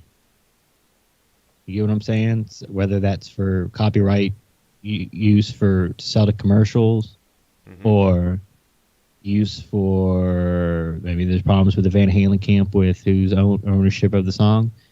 I mean, it doesn't sound like the originals, but it's all right. Like it sounds like David Lee Roth singing these songs. I mean, it's a little cringe at times. Some of the screams. I'm not gonna lie. Some of those famous Roth yelps, if you want to call them that, ain't what they used to be. But you can tell it's him singing, and he's using. I think it's obviously his solo band, which they've been said, when he's live, the backing vocals are not live. The backing vocals are pre-recorded tracks. Yep. Because they're like, people were saying like they're like perfect. So, but at the end of the day, he is more of a showman. He was big into. Because look, I was watching some videos, bro, like the early days. Like, 84, I was watching recently. Really, not. I don't call them those the early days, but 84, and they were, interviews of those guys. Like all 4 of them, they were jokesters, bro. They were like fucking with the reporters. Like this English guy asking them questions, but he's being kind of like a douchebag. He's like, "Oh, I kind of want serious answers," and Alex is like, "You ain't gonna get no serious answers." Like kind of us. Like they were being jokers. Like every time you saw Eddie, he had a cigarette. You know what I'm saying? Yep. Roth was always looking like a fucking cool cat. You know what I'm saying? And who did the women like more? Elvis Presley or David Lee Roth? Well, back then, Elvis. Elvis. Well, Elvis, huh? Really? Like, well, we can agree that in the 80s, Roth was everyone, like, the women's favorite, right? yeah. Like, in the 80s, it was David Lee Roth. Everyone copied off of him, basically. Yep. But did All the David Lee Roth, singers. did David Lee copy off of Ozzy Robert Plant? Osbourne. Or, it's obviously he may have some say he, Roth You know what may I'm have, some say Roth The look? copied. Well, the look was mostly from Jim Dandy from Black Oak, Arkansas. because a lot of times Dave. Blonde hair and stuff, like, you know Yep. what I'm saying? This Jim Dandy guy, but like so did Robert Plant with, the shirt off and That's true the there. chest out. You know what I'm saying? Like, I think maybe it's like a mix of a lot of people. But like, I feel like a lot of, I don't know, like I mean, even you can say he stole some stuff from Elvis, because I saw Roth the other day shaking his hip, like, moving his hips or whatever. That's what Elvis did anyway too. Yeah. He didn't like. He was doing the jolting. I mean, I don't think it was like Elvis was doing dry humping, but you know what I'm saying, like the hip dancing or whatever. So but okay, so I would say, okay, so women liked Elvis more, but in the 80s with the whole new, I mean, I don't, you can't say like the 40, 50-year-old women were into him or whatever. It was like, the younger crowd. Yeah, the 20 something, yeah. 20 something, because they were in their 20s. You know what I'm saying? They were still young, bro. I mean, these people are like 60 and stuff now. I mean, Sammy's like super old. He's like almost 80. He's like in the 70s, 75. Yep. 76. So, I mean, but back then, when they were making this music, that's why it's so crazy to think about. Like, that was I mean, I can't even imagine when this music was like popular. Like, when this was being played on the radio, guys. Y'all were fucking listening to this shit when it was, I can't even, like, it's a huge nostalgia thing, whatever, right? You know what I'm saying? Because I just have no clue how those days, how that, I mean, I just can't imagine. I have no words for, like, bro, when you were hearing the shit on the radio, like, when you heard Eruption, we didn't even bring up Eruption, bro. Oh, man, that was Eruption. That was a monster thing. When I first heard that, by the way, Brown? What again? Can you play that or no? No, you know how to play that or no? I never really took the time to even learn to do that, and if I did try to learn it, it'd be forever. I mean, look, because it has a lot. I'm not that much of a finger tapping guy. We need to get into the finger tapping as well, but we need to get on our list as well too. There's we got to do that, man. There's just so much. Oh, we didn't even bring up Eruption. Too many sidebars coming in left or right. Brown number 5. Okay. Eruption's got to be on all of our lists as a default, though. Absolutely. Oh yeah, I know because that was one of my top 5 as well. I hear a lot of stories from the Eddie Trunk Show that a lot of the guitarists, when they talk about Eddie Van Halen, they always bring up Eruption. When they heard it, like, it blew people's mind as a guitarist. They say, like, or just a fan of the music, whatever. Like, because the tapping, Eddie. I mean, obviously, it was around with like flamenco guitars and shit back in the day with like other shit, right? Like, I hear it was like a Spanish thing in a way or something like that. But he made it a thing with the electric and the sound and blah blah blah and how. But bro, that. Dude, that was a whole other thing. Bro, there's just so much shit, dude. Like, no other band has these much attributes, this much just things going on, like, involving and changing the instrument, involved in how to play the instrument, like, physically, how the instrument is physically. It's all, I hope, I'm trying to explain it very simply, like, not only that he changed the instrument physically as the instrument with the parts and adding the parts and making whatever, but how to play the instrument by doing these finger tapping and how this thing sounded and using that knob, that tone knob or that volume knob on the guitar to fucking make it sound like a violin. Have you seen those solos when he does the solos and he does it sounds like a violin's going, but he's using the knob on the guitar, bro. Exactly. He did on the piece Cathedral. Bro? Yes, that's what I was saying. Cathedral. So, bro, it's so much, dude. And I don't even have like nothing written down. I just already know that, like, there's so, but it's so. That's why they're the most important band besides the Beatles. No one can argue that. Besides the Beatles, Van Halen. Can anyone argue? Can y'all argue that right now? Can y'all agree with that? Nope. Because, like I said, look how many people have tried, sound like Eddie, copy Eddie, look what he brought to the table. He brought a lot to the table and all together. I mean, like, if you got disgruntled with guitar playing back in the day there, then you all of a sudden... He did the Michael Jackson song. Solo and beat it. Yeah, it's a Bro, this is the greatest. God, I wish someone could argue with me on that. I know y'all like it's unarguable. That's why I know they're the greatest band because, dude, the Beatles, they're great. I mean, I like Van Halen more than the Beatles, but I was still listening to the Beatles. Yeah.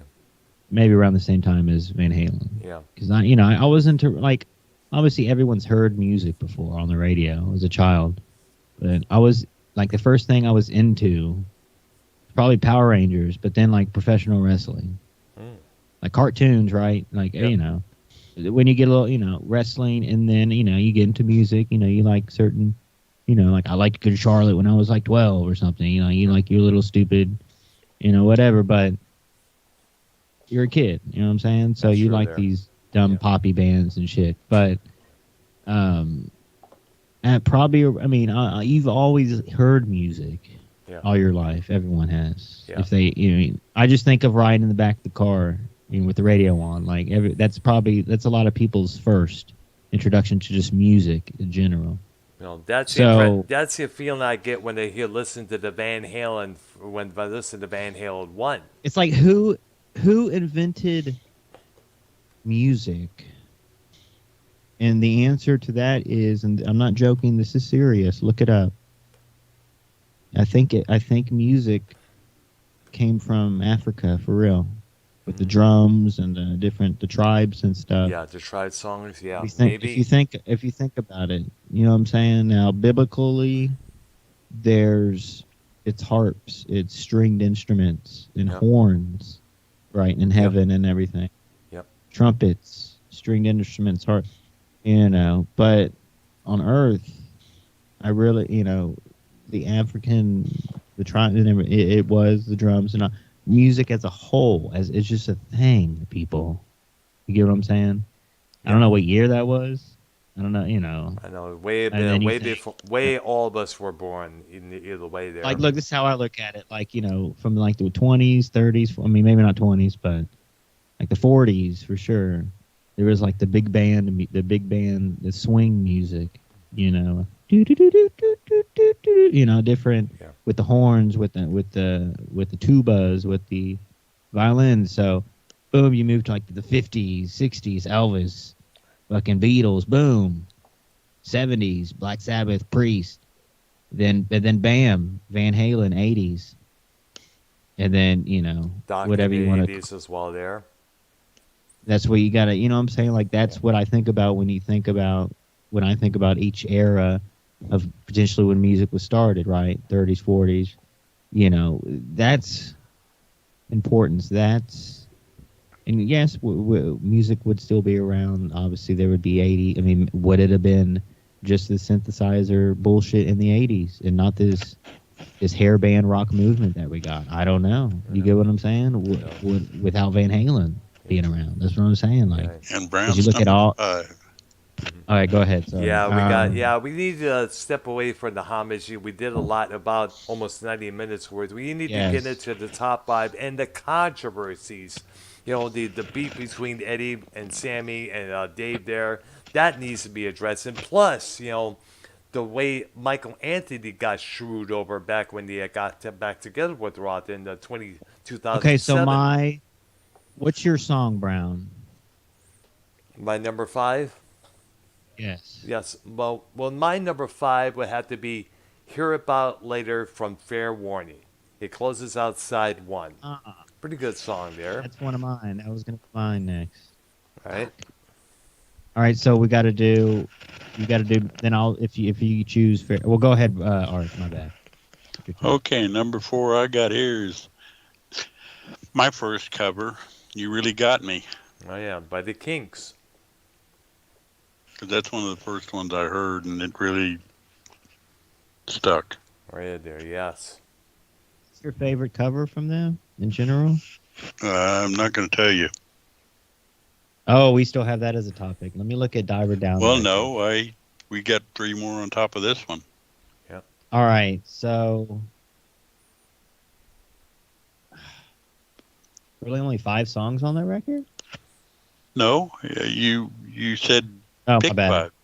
Pick There's 5 12 favorites. songs on that record. Just okay, I got one. Okay, so my turn for the cover. I'll give my cover, and it's going to be. Well, you did Pretty Woman. You did Pretty Woman. I'm gonna do Dancing in the Street. Oh yeah. That was more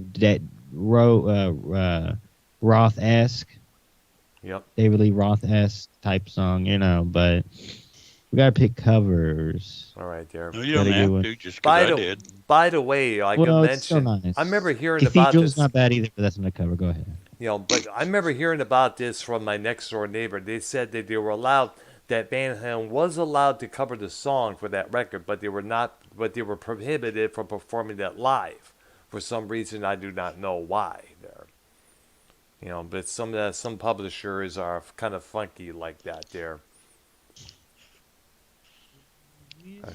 Okay.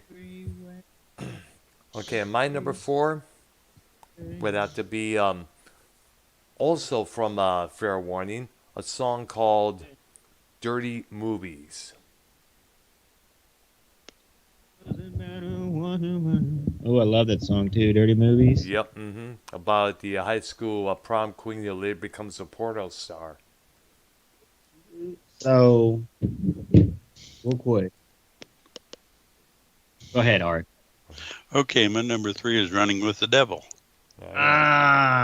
Okay. So my favorite, we got genre. So my favorite classic early Van Halen. Yours is Running with the Devil. Mine's gonna be Jamie's Crying. Oh. Yeah, nice. Always love that, the riff, and that's another thing. The backing vocals. That's right. The greatest backing vocals, signature. And the content of that song, kind of like a lot of women out there kind of relate all to their this. songs I'm talking about too. Of all Van Halen songs, the backing vocals, Sammy and Eddie and Michael and, Anthony. Michael singing Yeah. together. I mean that fucking bro, that Jamie's Crying. That's my favorite classic. Yep. Van Halen. Like I know. I mean, like I'm talking early classic. All right. So Dr. Brown, let's hear some Sammy favorites, guys. Could we throw in some Sammy Hagar favorites? I do have a couple of Sammy favorites myself there. Mine are honorable mentions. Or Van Hagar era favorites, rather. Okay. Sammy's. We're not talking Sammy's solo career. We're talking I know. song with Van Halen by Sammy out there. Thank you to All the right. people. Okay. Is it you did yours, Art? Dr. Brown, you should get on camera. Can you get on camera right now? Nah. Number 3. Number 3 there, Earl. Okay, my number 3 is a song with Sammy Hagar called Get Up. It's basically an inspiration for get up and make it work. Don't sit on your ass and act make and it be work. like a loser. Come on, bro. Damn. Okay, my number 2 is Where Have All the Good Times Gone? Another Kinks cover. Good song. They It did is. it well. Yeah.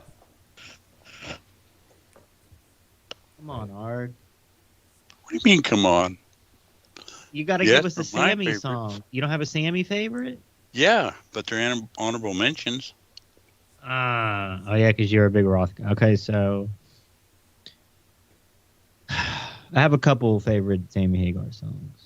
Now I'll give an honorable mention because it's not on the list, but it's kind of it's not a deep track at all. And in my opinion, it is the most popular Sammy Hagar, Van Hagar era song right now. Right now. Yeah. Which, by the way, you remember was later used by Pepsi Cola when he was when they had that crystal clear Pepsi out there. It was like a political thing or something too. Like it was like the message on the video. It was like not political, but it was like I don't know. It was Watch the music video for that. Yes, I remember that. That was a big hit. Yeah, that was a big video there, and it was kind of like a humorous take on everything. Right now, someone's got the wrong message. Right now, someone needs to clean up their room. That kind of a thing there. And Pepsi Cola took that idea to promote Crystal Pepsi Clear, And they kind of like, right now, can use this one. This person could use less calories. Right now, this person needs a drink. And they had that song playing throughout a couple of their ads there. Yo, and that what year was that? Like That early was in, 90s? it was around 1991, 92 when I think it may have been 93 or I could be mistaken, but Crystal Clear Pepsi came out at that time. It was a Pepsi Cola, but you could see right, it was transparent. I remember I tried the diet version one time, and I was like, I don't remember if I liked it or disliked it. Don't, but my mom told me one time she tried it one time. It was like sugared water. That's what it tasted like to her. On a personal note, I don't really like any Pepsi products. Yeah. Well, real quick. So that was just an honorable mention to right now. So we're gonna throw out for the Sammy song, my favorite, on my list, on my official list, the 5150 album, the song "Dreams." Oh yeah. Dr. Brown That's takes you on a journey. It really, when you listen to that song, you're on a journey. You're on a, you're. It's one of those type of songs. It's there's a lot there, and very big radio now. hit. See, that's the thing with Sammy songs with Van Halen and with David Lee Roth songs. The Sammy songs were very inspirational. They were very positive. It was songs about love. The David Lee Roth songs, there was some raunchiness in there. It's more adult. Party, it's get different laid, vibe. get this girl laid there, or this and that. Oh, by the way, let's not forget, David Lee Roth had a paternity lawsuit insurance. It basically protected him from getting sued for paternity. From what I remember hearing in the 80s. Really? Yeah, I know. Yep. David Lee Roth was a womanizer, without a doubt there. Wait. What's your number 2, Earl? Okay, my number 2 is another Sammy song, Pound Cake from For Unlawful Carnal Knowledge, because I like that's on my list. Why are you stealing all my fucking songs? I didn't know it was on your song, dog. I didn't know, man. But all right, still, I'll pick one. I'll pick one from OU182. And by the way, let's not forget the drill in the beginning of that song. Real quick. Who got more women, Gene Simmons or David Lee Roth, in your opinion? Gene Simmons. Really? That's a good question, though. It's pretty close, right? Yeah, exactly. Gene Simmons was one of the first, would probably outdo Ron Jeremy when it comes to getting chicks. So on OU182, is it your turn, Art? Go ahead. Yeah. My number 1 is yet another cover that starts with Intruder. Oh, yeah. Pretty Woman. Yeah. And by the way, Intruder was a leftover from Fair Warning, and that's on the guitar synthesizer. He used that piece on. Okay, so we haven't streamed live on my channel in over a month, so I might be a little rusty. Right. But my personal favorite on OU182 is between Mine All Mine. Finish What You Started's good. That's the most popular song off that whole album. I mean, When It's Love. Look at When It's Love is probably the most popular off that album. Yeah, it was. But OU182, very cool T-shirt, by the way. If people can find them out there, the OU182 T-shirt with their 3 heads, green and purple lettering. Yeah. With that on the back, if you can get an original, it actually has the 51. The hand gesture. That's another thing too. What bands have their own hand gesture, for Christ's sake? Yeah, 5150 Van Halen hand gesture. It's like the diamond, the DDP with diamond cut, the diamond devil symbol. horns. Yeah. Yes, with the devil horns and Earl's number 1. That's right. Earl, go ahead and my number Earl, one. Go ahead and, my number 1 is from the first album, I'm the One, and I picked that because of the tempo, the solos, and the ba ba ba do sha ba ba ba ba ba ba doing that. That's near the closeout of that song there. That song. Now I'll badass. mention that my top 5 can change over time. I could make a list tomorrow and it might be totally different. It depends on my mood, I suppose. This may get people to re-dive into their Van Halen song collection.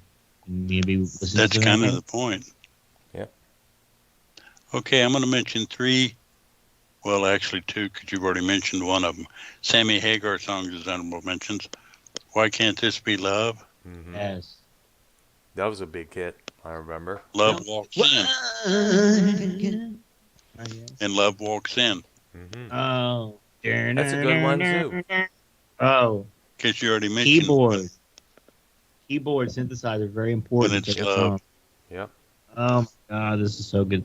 See, there's like a fucking 1,000 million great songs too, from all Oh, the yeah. eras. Now I honestly can't name one song from the Van Halen 3 album era with Gary Sharon. Can you, Dr. Brown? Any The songs that only come off one like that really stuck out for me was a song called "Once," and we need to talk about that record because that was one of the lowest-selling albums Van Halen ever put out. And I think the what? reason, I well, thought Balance was. well, I don't know. Well, Balance had some pretty good hit singles from that record. That record did pretty good there. It had songs like I forgot the name of the songs there, but it was the last record to feature Sammy on vocals. As you know, there would be a party of ways. Apparently, the story And was like the family, Yep. like that the kid on the 1984 album with smoking the cigarette. Yep. It was in the same family as the kids that were on the Balance album cover on the Seesaw. Yeah. It was like two human kids like into one body. It was weird. It was I got to throw that this was a big meme on the on Facebook. You remember the kid that was on the Nevermind album cover? He apparently is. Yes. He tried to sue Nirvana for saying he was making him look like something child porn related, something like that. People were seeing his wiener there, but the Van Halen, the baby on the front of 1984's cover, was like the baby on the front on Van Halen's 1984 album is suing the Nirvana kid there for being a pussy. And I was thinking, because he was smoking a cigarette. exactly. So And I wonder if the girl that was on the Blind Faith album cover would probably join in as well, along with the girl that was on the Virgin Killer album from the Scorpions. now, is this true? Back in the 80s, 70s, you could smoke cigarettes inside the arena, Yes. inside places. Yes. That was a thing, they did. correct? Yes, that was a thing back then. Yeah. Fuck, dude. Yeah. That's crazy. Restaurants. Eddie obviously smoked his on stage. You know what I'm saying? Obviously there as well. Oh, that's crazy. So, Smoking Is our list done? bars. Yeah, pretty much. Yeah. I am. Yeah. Now we need to talk about the beef that Eddie had with both Sammy and Dave. Back in the day there. First it was Dave. Because you remember David Lee Roth. how much left- time? How much time do we have left? You want to go another 30 minutes, or do we have to I'd stop say and we'll go go on another- the deal? What again? Or I don't know if I can go another 30. Well, Although 20, we could good for definitely. Eddie. Come. Yeah, that's it. I'm ready to do another 30 minutes because we never, because I would feel terrible about not Or even if you have to discussing drop this stuff. out, soon or whatever, Well, Yeah, I'll I'm say still- something first. I'm Alright. down. I'm down, Brian. Because Okay, we yeah. have to sacrifice some of our time for Mr. Edward Van Halen. Yeah, but plus it haven't been done in a while. We haven't done this show in a while, and then a lot of Yes. times maybe the subjects I were brought up have always never got done. So we figure we finally bring this up. Now, as everybody remembers, David Lee Roth left Van Halen in 1985. Following his covers EP, "Crazy from the Heat," which was going to be made into a movie. Purple Rain in Reverse, that's how he described it originally. It was supposed to be done with CBS Pictures, but CBS Pictures went bankrupt, and Ross sued the shit out of them for not promising this and that and that and this. And basically, it was getting into his interfering with his time with Van Halen. They had their first number one, and they was hoping to have another one song there, or number one album. But, Roth, according to them, wanted to be a star, wanted to be this, and Eddie took a lot of shots at David Lee Roth for that, I mean, there were the fans were holding up signs like Dave who, Dave sucks, Dave this, Dave that. And Sammy apparently didn't really care for David Roth himself because years before, he said Roth was a faggot who wanted a relationship with him. And Roth was like, well, obviously he got the wrong. He hadn't seen the shows, otherwise he wouldn't say that. Because Roth, as you know, as I mentioned, is a womanizer. You know, he would talk about chicks all the time here, left and right. He put in the songs as well, obviously there. But one point, believe it or not, this got Sammy in a lot of trouble with a lot of Roth enthusiasts. They would do jump. I can't believe, bro. I just realized y'all two are a bunch of fucking David Lee Roth marks, bro. That kind of low-key pisses me Nah, off. we're not Look, Roth marks. Bro, No, Sammy not really. is clearly, you want to fucking debate? Sammy's clearly the way better singer. Well, yeah, like- I agree. I Well, agree. I can go along with that. I But agree I as see well where you're there. coming from because it's when you think of David Lee Roth, that's classic Van Halen. That's, Yeah, I mean, and he's showmanship. You know, classic. Roth is kind of like a showman when you think about it in those early years. And And again, if if you want to talk about Sammy, you talk about the solo career. And his time with the band Montrose. Remember Rock Well, Candy, Bad Motor could- Scooter? Could Sammy, which I've heard him do, and the answer is yes. Sammy can sing Roth era songs. Could Yeah. Roth sing Sammy era songs? Yeah, they did, Hell yeah. no. Well, they Roth did could do never Panama sing the Sammy and era. well, No, you listen. That's why I said Sammy has done Roth's era songs, Yeah. but Roth could never, and I don't think he has ever done any Sam. And there's no need to, but he couldn't. Not even back then, he couldn't do the songs like Dreams and all those great it's different. It's a whole different Exactly. fucking band. It's a whole different sound. I mean, like Like for example, I don't know. That's I lean true more there. towards Sam. I lean more towards. I mean, I get where it comes from. You got to respect and you got to because it is good shit like the classics. You know, The first four exactly. You know, albums. it's I mean, like, maybe not. You know. can I throw this in there? You know, it's like, you know, Yes, go ahead. you remember when Ronnie James Dio was took over Ozzy Osbourne's position in Black Sabbath? Yes. Dio had to sing War Pigs, the song Black Sabbath, Paranoid, Iron Man, Children of the Grave, but yet we have yet to hear when Ozzy rejoined Sabbath in 2013, they did not do Heaven or Hell or Children of the Sea or Mob Rules. We have yet to see Ozzy do his rendition of those songs because Ozzy really can't do Ronnie James Dio. So, so there's two singers with down in that category there, Roth Some and people Ozzy. And I'm not saying y'all don't like Sammy, but there's some people, and I've talked to people, at the concerts and stuff. People really prefer Roth more, a lot. But there's also a group that, are big Sammy heads too. Exactly. Red Rocker. You know what I'm saying? Exactly. That's true there. When you think about it. That's the cool. Hello. Yeah. Real quick, I know I'm talking. So, real quick, because I don't want to forget. Having different singers in one band and being successful with both singers is a big deal too. It is. No other. I can't think of. I mean, when Iron Maiden had, Bruce that Dickinson, first album, Bruce Dickinson. Deep Purple with David Coverdale. Was there any, and that's another question, and this is why Van Halen's so great, was there any other bands that had two different singers that were just as successful with both singers like Van Halen? They had three. Yeah. What? No, More. they weren't as big as Van Halen, those singers for Deep Purple. Maybe popularity-wise, but like selling albums-wise, 5150 was like the top record hold. Went to number You know what I'm one. saying? They came out that year, the 86. That's what I'm saying. Like, okay, so Deep Purple, obviously. Name the people. Who do we have here for the audience? Ian. Well, the singers they had were Ian Gillan, David Coverdale, and for 1 point, Joe Turner. I mean, the Joe Turner era of Deep Purple, you can't say was as successful as the Sammy Hagar era as Van Halen. You get what I'm getting here at? Like, that's true. I'm not taking anything away from those other groups. Wire does have a good point because you get what I'm getting at here? Like, yes, I am.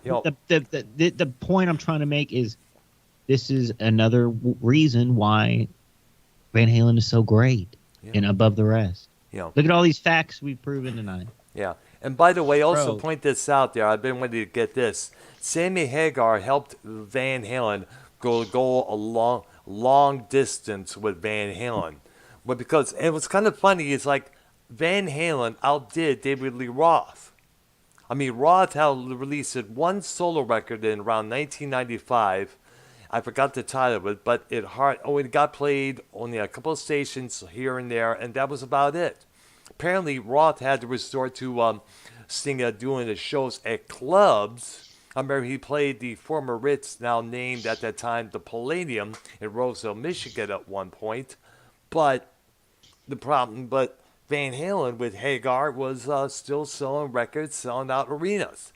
And kind of remember years before when he led Van Halen, Roth thought he was too good for Van Halen. Brown, you get what I'm saying? And right. yet like, you get my point. So Roth ended up having his ass handed back to him. In fact, the only time Roth got any publicity is when he got busted for buying some weed from an undercover cop in New York City at one point. That was his only notion in the press. I think they did smoke weed because that They all did. The Michael Anthony thing. Exactly. That you mentioned on the back cover of the album. Bro, I cannot, Brown, you really, like, okay, so explain in your way and, in your words, what I was trying to say, like, of like, this lead singer thing, like, what, I mean, obviously Van Halen 3, like you were saying, was not successful. Yeah, absolutely. That's the only thing. I'm not, true, that's maybe the only downfall of Van Halen is that Van Halen 3 era. Yeah. Because I really can't think of any songs, anything good happened. Like, it was like a 1 year thing and then they split up. Yeah, well. Did they even go on tour for that? They did go on tour. In fact, Sharon was able to do the Roth era songs along with the Sammy songs. They did, yeah. Really? What? Yeah, like. I need to look that up on YouTube. I need to see They did, yeah. Me. Apparently, there was a lot of stories about that. Okay. Apparently, it was able to do because Sharon was. He was good though. He was a good singer, yeah. Though. The problem was, according to many people, their lyrics were not, and some of the songs were not that good, or was not understandable. And also think of this. 1996? No, 1996. I got to bring this up there. That was when the. What year was? I'm saying, what year was that Sharon era? It was 96, around 97, 97, 98, if I'm correct. Okay. Yeah. We need to look that up for sure, though. That's important. Okay. I think it's 96, 97, because Balance was like 94, 95, right? 95, yes. And then the... that's what I'm saying. That was kind of like Genesis. Yes. They had two successful lead singers, and then the third guy that kind of sucked. Yep.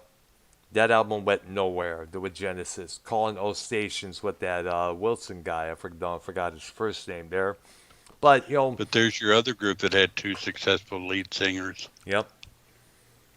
Well, but by the way, I got to bring this up there. No, well, they did. It did, yeah, exactly. I need to bring this up. Not as successful as Van Halen, though. Yeah. You're a Van Halen mark. No, I'm just speaking. I'm just speaking fact. And look, y'all already know this shit. I'm just trying to make these points for the people out there, the 3.5 that's gonna watch this. Oh, we're just kidding. We know, yeah. We're playing. This may be the greatest show I've ever done for the music show. I'm on fire tonight, right? Oh, yeah, you're spilling out the. It's going to be hard to come up with a topic for Wednesday. Yeah, I know. We got to work on that. We can take a one. Yeah, definitely. I'll come up with some ideas when I'll DM you guys later on. Well, something similar to this, where we can come up with a top 5 or top 10. Let me think. Well, let me broad up this. As many as his praise as his musicianship and his guitar skills and his craft on the guitar, you got to remember he also got himself in trouble when he went after Michael Anthony, who they screwed over back in 2007 when he decided not to let him in the group there, and they decided we need to tell that story for the people. Yeah, we got to. I mean, it's because this was important because this is the moment when Michael like a Van Halen log show, complete history. Yeah, because Michael Anthony, he really got screwed over at the end by the Van Halen. back in 2004, he had to sell his share of the Van Halen's name rights. And then he went on tour with that reunion tour with Sammy Hagar in 2004. It was considered not that good of a tour. Eddie was still in his drinking and drunk phase. At one point, he tried to beat up his ex-wife's boyfriend backstage at one point. There was reports of him having missing teeth from all the drugs and other stuff that he was doing at that time there. And we also got to remember that the words he described about Michael Anthony, at one point he even said he had to teach Michael Anthony how to play bass guitar, which, by the way, was never true, according to Sammy. Brown, we don't need to be negative with Eddie. I'm not this being is a positive show. Yeah, I know it's a positive show, but we also got to we cannot bring up the faults. I mean, like, we could talk about the artist Prince. He was a great musician, but we cannot just go out without speaking about his share of faults there. I mean, he treated nobody's perfect. He's not a perfect. Hello, he's not a perfect human, but he is the perfect guitarist, a musician. Yeah. As he liked to be called. He always said he was a musician. He always said the word musician. People were like, "Oh, you're the greatest guitarist." Where he's like, "Well, I'm considered to be a musician."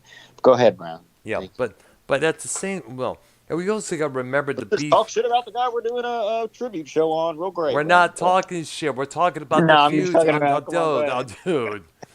Well, let's not forget the beef, though. I was in the middle of the beef between him and Eddie there. I mean, Eddie and Dave. Because remember, they were bitter at Dave for leaving the way he did. Because according to Eddie, Roth left them hanging.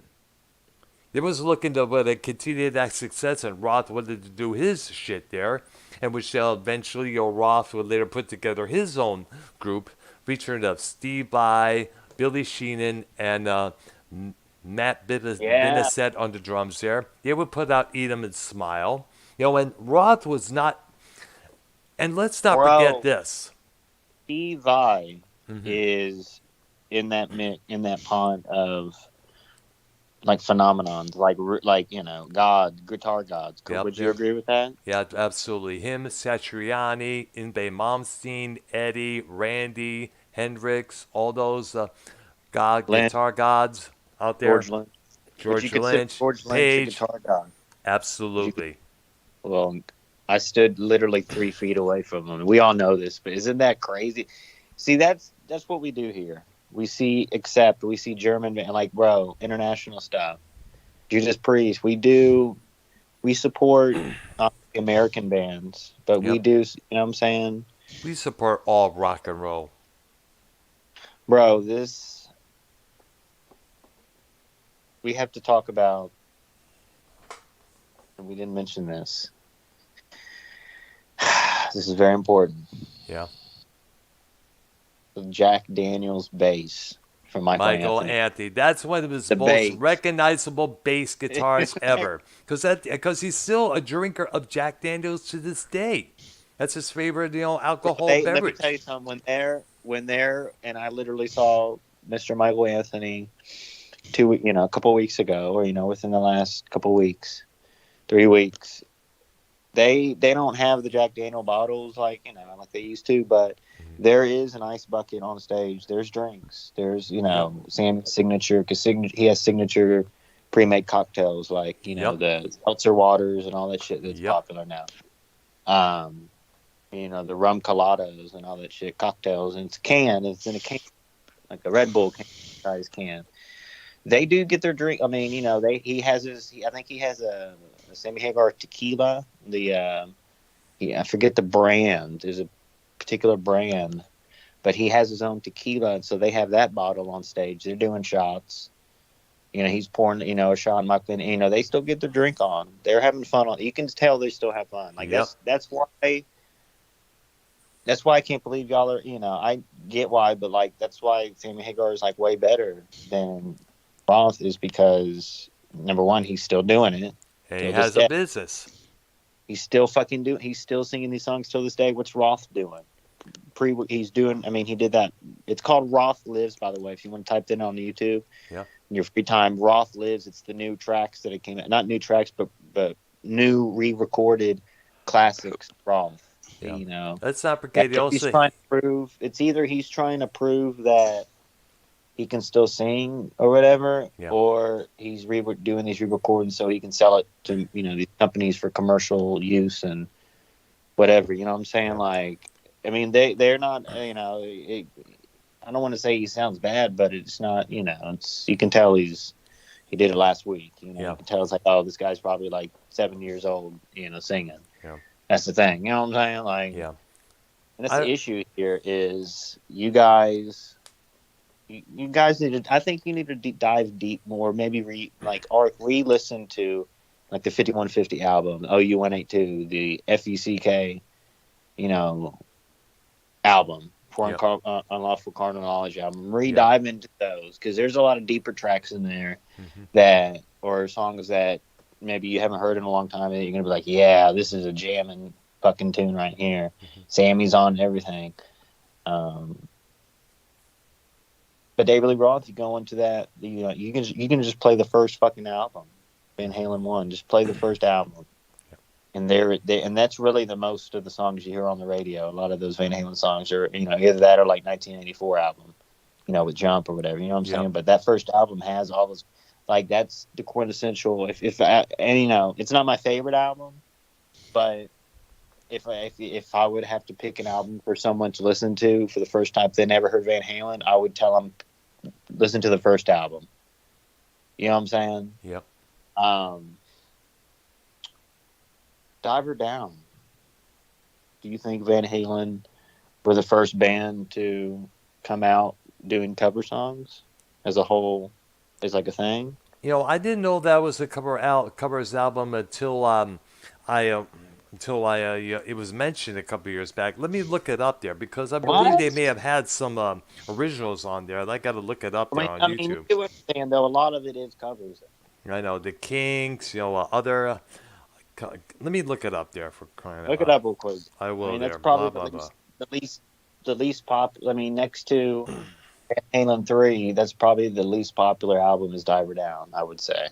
Okay, let me look it up there. Well, we also got to bring this mention up there. The time when Roth tried to ease his way back into Van Halen. You remember what it was is that the split between Sammy came about when Eddie, drunk off his ass, called up Sammy to say, hey, guess what? We're doing 2 songs with Roth and blah blah blah. You could go back being solo artist. And Eddie was like, and Sammy was like, what? Who? What? He? Ha? Who? Ha? Because Sammy and Dave don't really see eye to eye, even though they had that did one touring thing. Correct? They did, yes, they did in 2002, and apparently it was considered a disaster. I don't know who were they using this. Do you know if they were using the same backup band? I do not. I think they had their own, but I think they had their own. Yeah, that was interesting. Like I never looked at that. Would have been just to go. Like I would have still hit just to be like, dang. Right there, yeah. Obviously, at that time they weren't probably getting along with the group Van Halen with the brothers. Okay. Now I'm looking at the Diver Down album right now. 5 of the 12 songs on this album are covers. "Oh Pretty Woman" from Roy Orbison. He had of course it was one of them. "Where Have All the Good Times Gone" by the Kinks there. And look it up there. Oh yeah, "Dancing in the Streets," originally done by Martha Reeves and the Vandellas. And a couple other songs. "Hang 'Em High." Actually, there was this other one song there. "Happy Trails" was recorded from their 77 demos as a joke. Bro, Van Halen was the first band to do cover songs and make them famous, correct? That's right there. That's right there. What? Art, can you agree with that? Or no? They're the first cover. They're the first band to do covers. To do covers and make them make them big. A cover album. Than what they originally were. Well, it wasn't a really covers album. Did you remember the Beatles? Yeah, but they didn't cover the songs and make them famous more than the original song was more famous. They may have had with "Twist and Shout" by the Isley Brothers. Well, there's Actually, one. I'll give you that. All right. I give you that. And I know that song very well. Yeah. I know the Beatles very well as well. And well-versed in Beatles history. But I'm saying Okay, I'll give you that. Maybe I don't know because like I mean Metallica did the same thing. I mean it was after them, but they did songs and covered and all. Like Metallica's covers were more famous than The originals. the original. Or Whiskey in they a made Jar they from Thin Lizzy, Am I Evil by Diamond Head. Those are become the big among the yo that Metallica opening fans. band that opening band that opened for Accept Brown Yeah. were they like a local band? Were they a They're real from band? South. What? You mean Narcotic Wasteland? They're from South Yeah, that's a real Carolina. band. There, it's called like a more death metal type of sound. I guess you could They were say good. there. Yeah, They were good. yeah, they're pretty good there. I figure I'd get a video of them up there. Acknowledge to them. People smell. You can smell people. You can smell joints up in there. People had joints. I didn't really smell the joints. I was mostly in the background there. Getting footage ready. Getting videotape in there. How far were you away from the stage? You think? Like It was if you pretty were, much about couple feet there. dang. About 3 or 4, It was good. actually 5 feet, I guess you could say there. It's a good sound. You had? Did you like just find? Real quick, and we can get back into the other. Did you know about? Like, did you just find out, or like, did you already you be planning to go to that? Actually, I didn't plan on it going, but I realized, hey, I had Saturday off, Numbers nightclub had nothing going on at that night. So, you know what? It's been a while since So I've like been to the literally, concert so what I'm pub. trying. So literally, like what you did, because I can only because like obviously you heard of that band, like so you checked Concert Pub and you were like, Yeah. they were like except for whatever. You're like, dude, well I gotta hit like you're like, dude, you gotta hit that. Yeah, Like you gotta hit like oh my god, dude, like what I gotta. You know what? You already knew who they were and stuff, and that's Exactly. definitely that's a Dr. Earl band, bro. That's a Dr. Earl fucking band right there. Yeah, I've and never by the seen way, I figured, since I wasn't working at that time, I figured, you know what? I already I got my paycheck, as well there, deposit. You know what? Let's go check this out. Yeah. And besides, it's my first time being at the concert pub since a Mindcrime show. That was a few months back before there. You have anything? Did you have any beers or anything? Yeah, about or 2 any of them. drinks? I had about 2 of them. That's about it there. What? Yep. How much? Like out of the? Did you have a bottle or was it? From It was the a cup. draft. It was a cup. Oh, it was the draft. Yeah, pretty much. $5 each. Oh, what are they like? They're $5. $5. That's not bad. I know. Yeah. Wow. Yeah. That's What how brand do do you it. go for? Budweiser or brand? Bud White. All Right there. But I need to talk about this, and this is bad on Roth's part. You remember the supposed reunion they had at the MTV Music Awards in '96 when all the 4 original members came out? Everyone was going bonkers, cheering, yay, yay, Dave, Dave, Dave. They did a couple of interviews. Now, originally it was supposed to be 2 new songs for a greatest hits collection. Someone's gonna clip that. Yep. And what it was is that Hold on. What? Listen to that. Hold on. Listen what you just said. when all the 4 original members came out, everyone was going bonkers, cheering, yay, yay, Dave, Dave, Dave. They actually were. I remember a couple people in the audience were like, yay, Dave, yeah. Because a lot of people expect, a lot of people at that time were hoping Dave would rejoin the band there. There was even some alternative band, singing a song about Van Halen, giving praise to Roth, but dissing Sammy there. I forgot the name of the band, but the song was called Van Halen. So Wow. So people, and I guess Roth was aware of this. They said they were going to do 2 songs, Me Wise Magic and Can't Get This Stuff No More there, for this compilation that were coming out that year. And then, but the way Roth was putting it at it was like, if these songs come out, become a big hit, we'll see what happens. Because they were being asked, would it be a reunion album? Would it be a reunion tour? Then later on, things kind of went down because it was announced Gary Sharon would be the new singer there.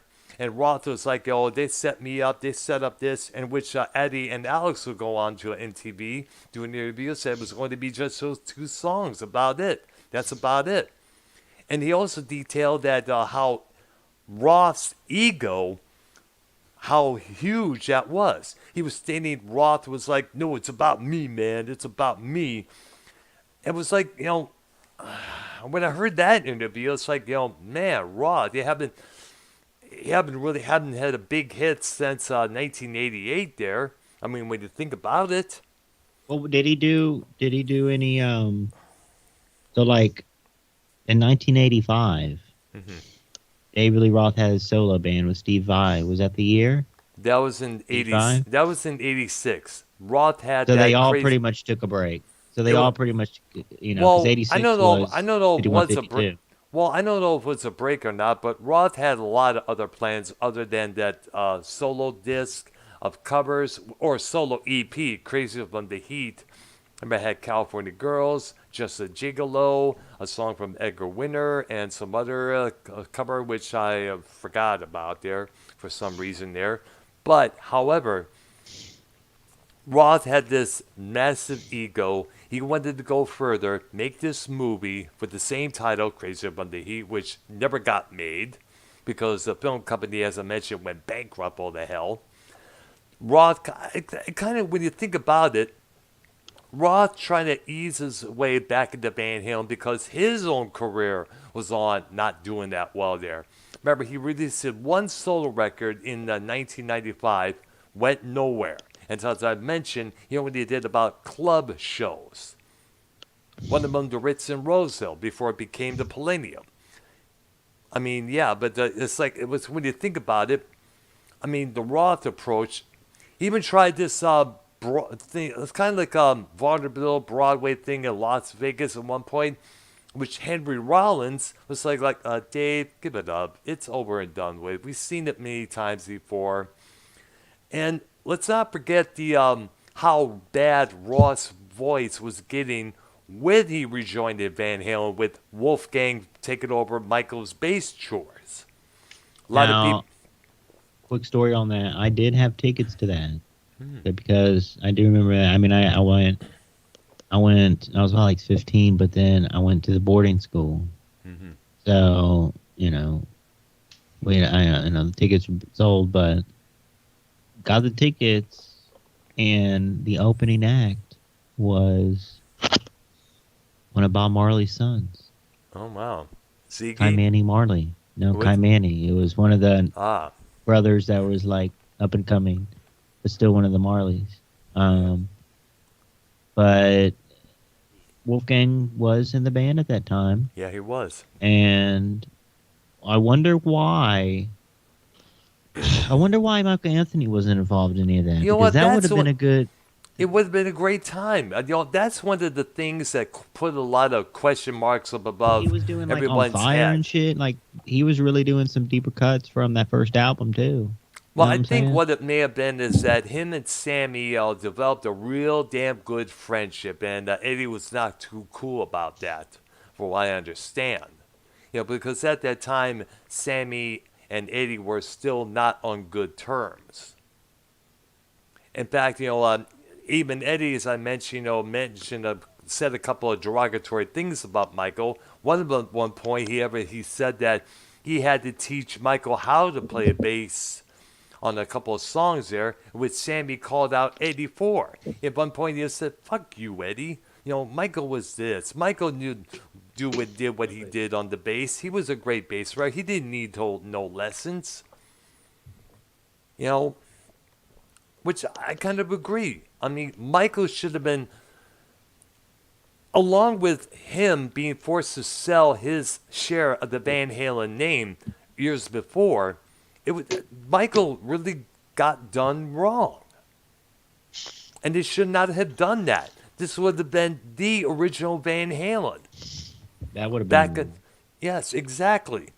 And let's not Why forget. didn't you go to any of those shows? You never saw Van Halen live ever? I did. I only saw Van Halen once with Roth back in 1984 with my dad. Whoa. Mm-hmm. Now I'm gonna pick the fuck out of your brain right now. Okay.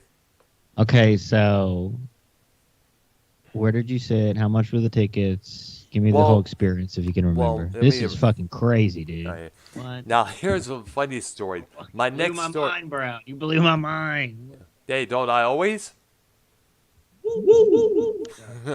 Now, my next door neighbor got the tickets, And you'll never believe this. Me and my dad got tickets for the very upper top of Cobalt Arena in D-Town.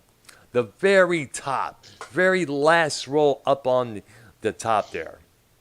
It was from seeing the stage, it was kind of a funny view. It was so high up. Many other people had to get down because being up there was a little bit too much for them. But at one point, a couple of people asked, "Is that a cop next to you?" I said, "No, he's not a cop. Nope, not at all." Because people were smoking joints and all that there, blah blah blah, and all this. Oh, there were. Are you serious, dude? Serious, yeah. When me and my dad saw Triumph at the Joe Louis Arena a year before that, people was some fool next to me was offering me opium, which I said no. Okay, so, did anyone open for Van Halen? Yes. Or were they opening for someone? No. Okay. The band Autograph, with the song "Turn Up the Radio," which will be played later on after that whole tour, that would become a big hit on the radio that year. They were the opening act for that tour there, and people were not appreciative of them at all there. Apparently, people were like, flipping them off, this and that there, according to the next door neighbor. And months later, Turn Up the Radio from Autograph becomes a big radio hit. So they got theirs. So all those fools got their just desserts in the end there, who for flipping them off like they did. Van Halen. Okay, so Go ahead. Well, quick, did you get a T-shirt on that tour? Yes, I did. Yes, I wore it the next day a couple of times. It's in high school. How much were T-shirts back then? It was about $15. Wow. $15 or $16. That was a lot, though. Yeah. And the ticket you paid for was how much? Well, I didn't pay for it. My next door neighbor did. You know what I mean? Like yes. How much you think was that ticket you paid? Well, it was about either $15, $16, or $17 or $18. That was the price range at that time. Depends how big the act was. Parking back then was what? $5? I think it may have been $5 or something like that there. Because everything now is like $20 and I know, $25. yeah. Hell, remember the Iron Maiden show? How I was able to pay $5 or everyone didn't? Remember how I lucked out on that? Yeah. Yeah. So their set list, it was like pretty much everything? It was pretty much everything there. When they did, of course, Jump, the audience went way crazy because that was the big hit. And during the show there, Eddie got behind it, did some synthesizer tricks and all that stuff there, while Rod did some samurai sword acrobats. Did they open Jump with 1984? With the, yes, they did. The track, the instrumental title track, right. 1984, that lasted about a couple of seconds there. Brown, I don't know if you ever saw, have y'all ever seen Paul McCartney live? No, I didn't. have twice. I haven't, so unfortunately. That's pretty much like, it's not the same, but it's kind of like saying you saw the Beatles. Oh, yeah. It's that important of, it's like important. But you're seeing, Brown, you went to that 1984 tour, Van Halen. That was maybe the most important concert maybe you've ever been to. I don't know what all. It was maybe important. I've seen. And you saw Sabbath, right? Yes, I did. The year before. The most memorable song I remember both McCartney concerts was when he did Live and Let Die. Oh, yeah. Yeah, that can, even nowadays, I would say McCartney and. It's a show.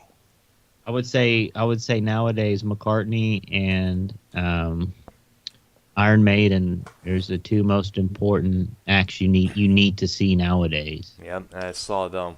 I saw Maiden a couple years back there. That is going to be worth the shit. That is going to be a fucking landmark, fucking show, memorable, fucking nostalgia, everything. I would say those two. Our next show could be discussing some of the concerts we went to. I think we did that. We did that like a year ago, but we could redive. Yeah. Actually, I don't think anything in between. Actually, Go ahead, I do. Brown. What was your ideas, Brown? Well, there was an idea I pitched to YR, but he was kind of touchy on the subject there. And this was an important Yeah, we don't. matter. You know. Yeah.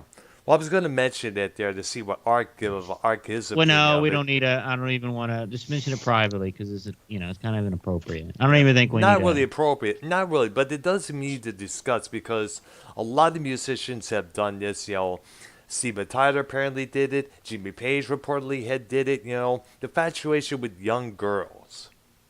Yeah, I don't really want to get into that. Okay, well, we'll probably because that brings Told you, Brad, I you'd have to told bring you. up Okay. Jerry Lee Lewis. But you know what?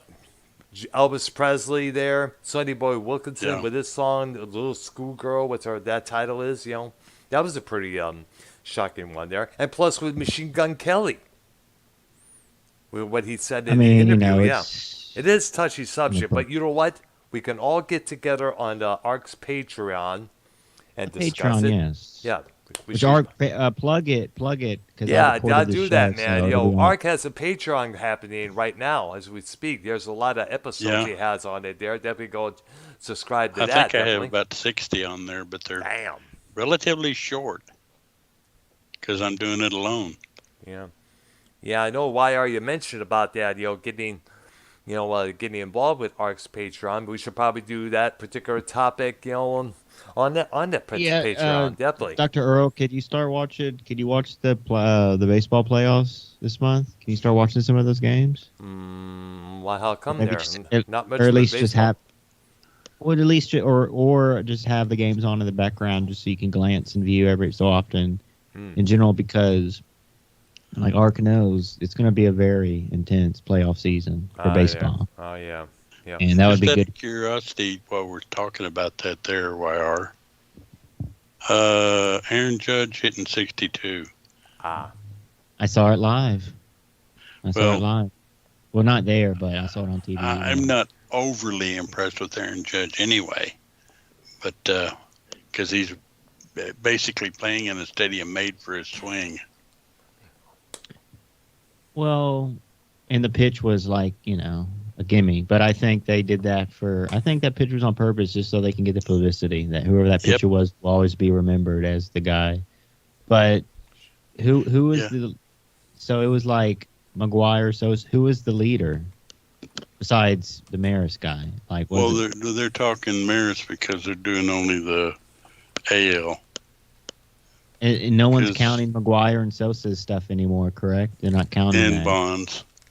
Bonds, right? So surely Judge, which I don't know if he ever got in trouble for PEDs ever in his career, but if not, I do have to agree that yes, I do agree. I mean, it is what it is. A home run's a home. I mean, stadium's a stadium is what it is. If MLB has a problem with how the stadium's built for easier home runs, then you need to have better pitching. I mean, the Rangers have horrible pitching. We know that. Oh yeah, horrible pitching. So you got to get better pitchers. You know what I'm saying? Like, that's the only answer I have. Like, but they're gonna, they did. I mean, that was like a strike right down the middle, bro. That was right down the middle pitch. I mean, it was like, what? And then did you see? You got to look closely. If we watched it, there was a fan that actually jumped over the railing to get that ball. right. Sell. And that ball is probably worth. I heard someone offered the guy season tickets for the Rangers, which is like, fuck that. But it's at least $1 million ball. Yeah, because a Yankee fan will pay that. Would I accept? Judge wanted that ball back. Would I accept Aaron Judge autograph? No. For a trade for that, absolutely not. But those balls have not hologram, but it's like laser and etched stuff to prove that that's that ball that was used. You know what I'm saying? Like, Yep. Yeah. That Dr. Brown, Yeah. Aaron Judge, and this home run thing, that's a big deal. That's a big deal. It happened yesterday. And Nice. it's Well, didn't play actually, to me, a tonight, bigger but- deal was Albert Pujols hitting the 700. that was big. That's big, bro. I've been watching Pujols for like 15 years. Yeah. That's literally, and I'm not literally since like 2005 for real. He was originally on St. the Louis, Cardinals yeah. back then.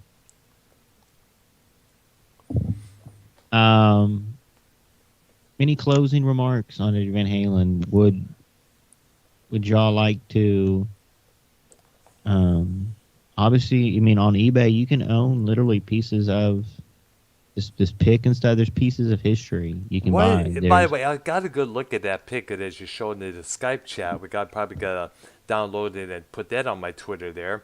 And how much? What is that pic? I who designed that pic? Because Well, that I is the sent most the huge I sent this article. I sent that. What Eddie did. It says Eddie Van Halen handmade guitar pick, Holy Oh Grail. wow! It has a Providence letter. This is the Holy Grail of Eddie pick. He made this pick himself and used it often during the 90s and early 2000s. You can clearly see his teeth marks on both sides. Ah, Blah, blah, blah, health issues. I mean, it gives you the whole thing on this. I And you can see the teeth marks on this. I mean, that's I am. Okay, that's crazy, right? I know it is. Yeah, that's like a custom-made guitar pick for crying out loud, and it is a thick because Eddie did use a heavy style picking. He likes to use the heaviest picks out there.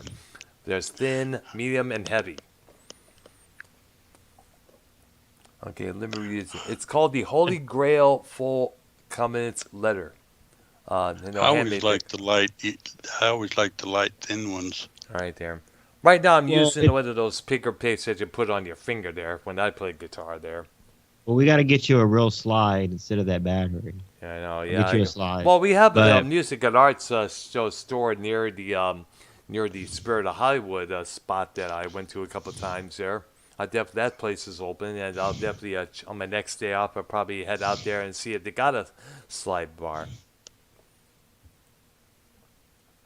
I'm gonna say. All right. Oh, eBay. Hmm. Eddie Van Halen used like just regular picks he used on stage. Now I don't know how much you trust that, but they're going for exorbitant amounts of money, huge amounts of money. Now again, you don't know if this really was held by Eddie, because there's replicas out there. That's true. But one of the first picks he used was the classic. It was the brown tortoise shell pick, and in gold letters, Van Halen, just simple. Another thing, real quick, before I forget, that's what I meant to bring up earlier. The greatest band logo is that classic VH logo, whether it's the Roth years or when they added Sammy. the circular The Halo type effect. logo. Yeah, the Halo type with Sammy ears. And Van Halen logo, my opinion, is the number one greatest logo for a band. Think about it.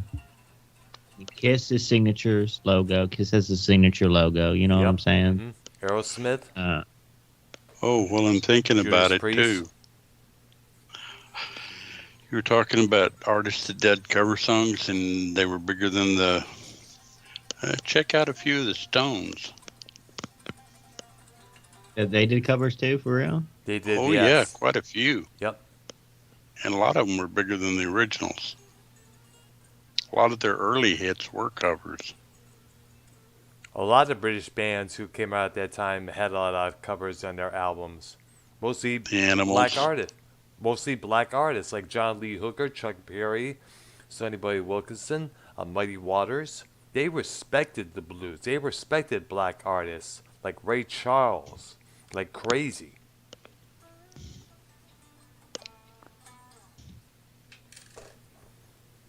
Dr. Brown, you can't plug in the amp right now? No, I'm not playing it. I was just putting it down the guitar right now. I wanted to Let's try see to if you see could it again. Let's see if you could do so. I was going to see if you could try to do maybe any Van Halen songs, any riffs. All right, let's see here.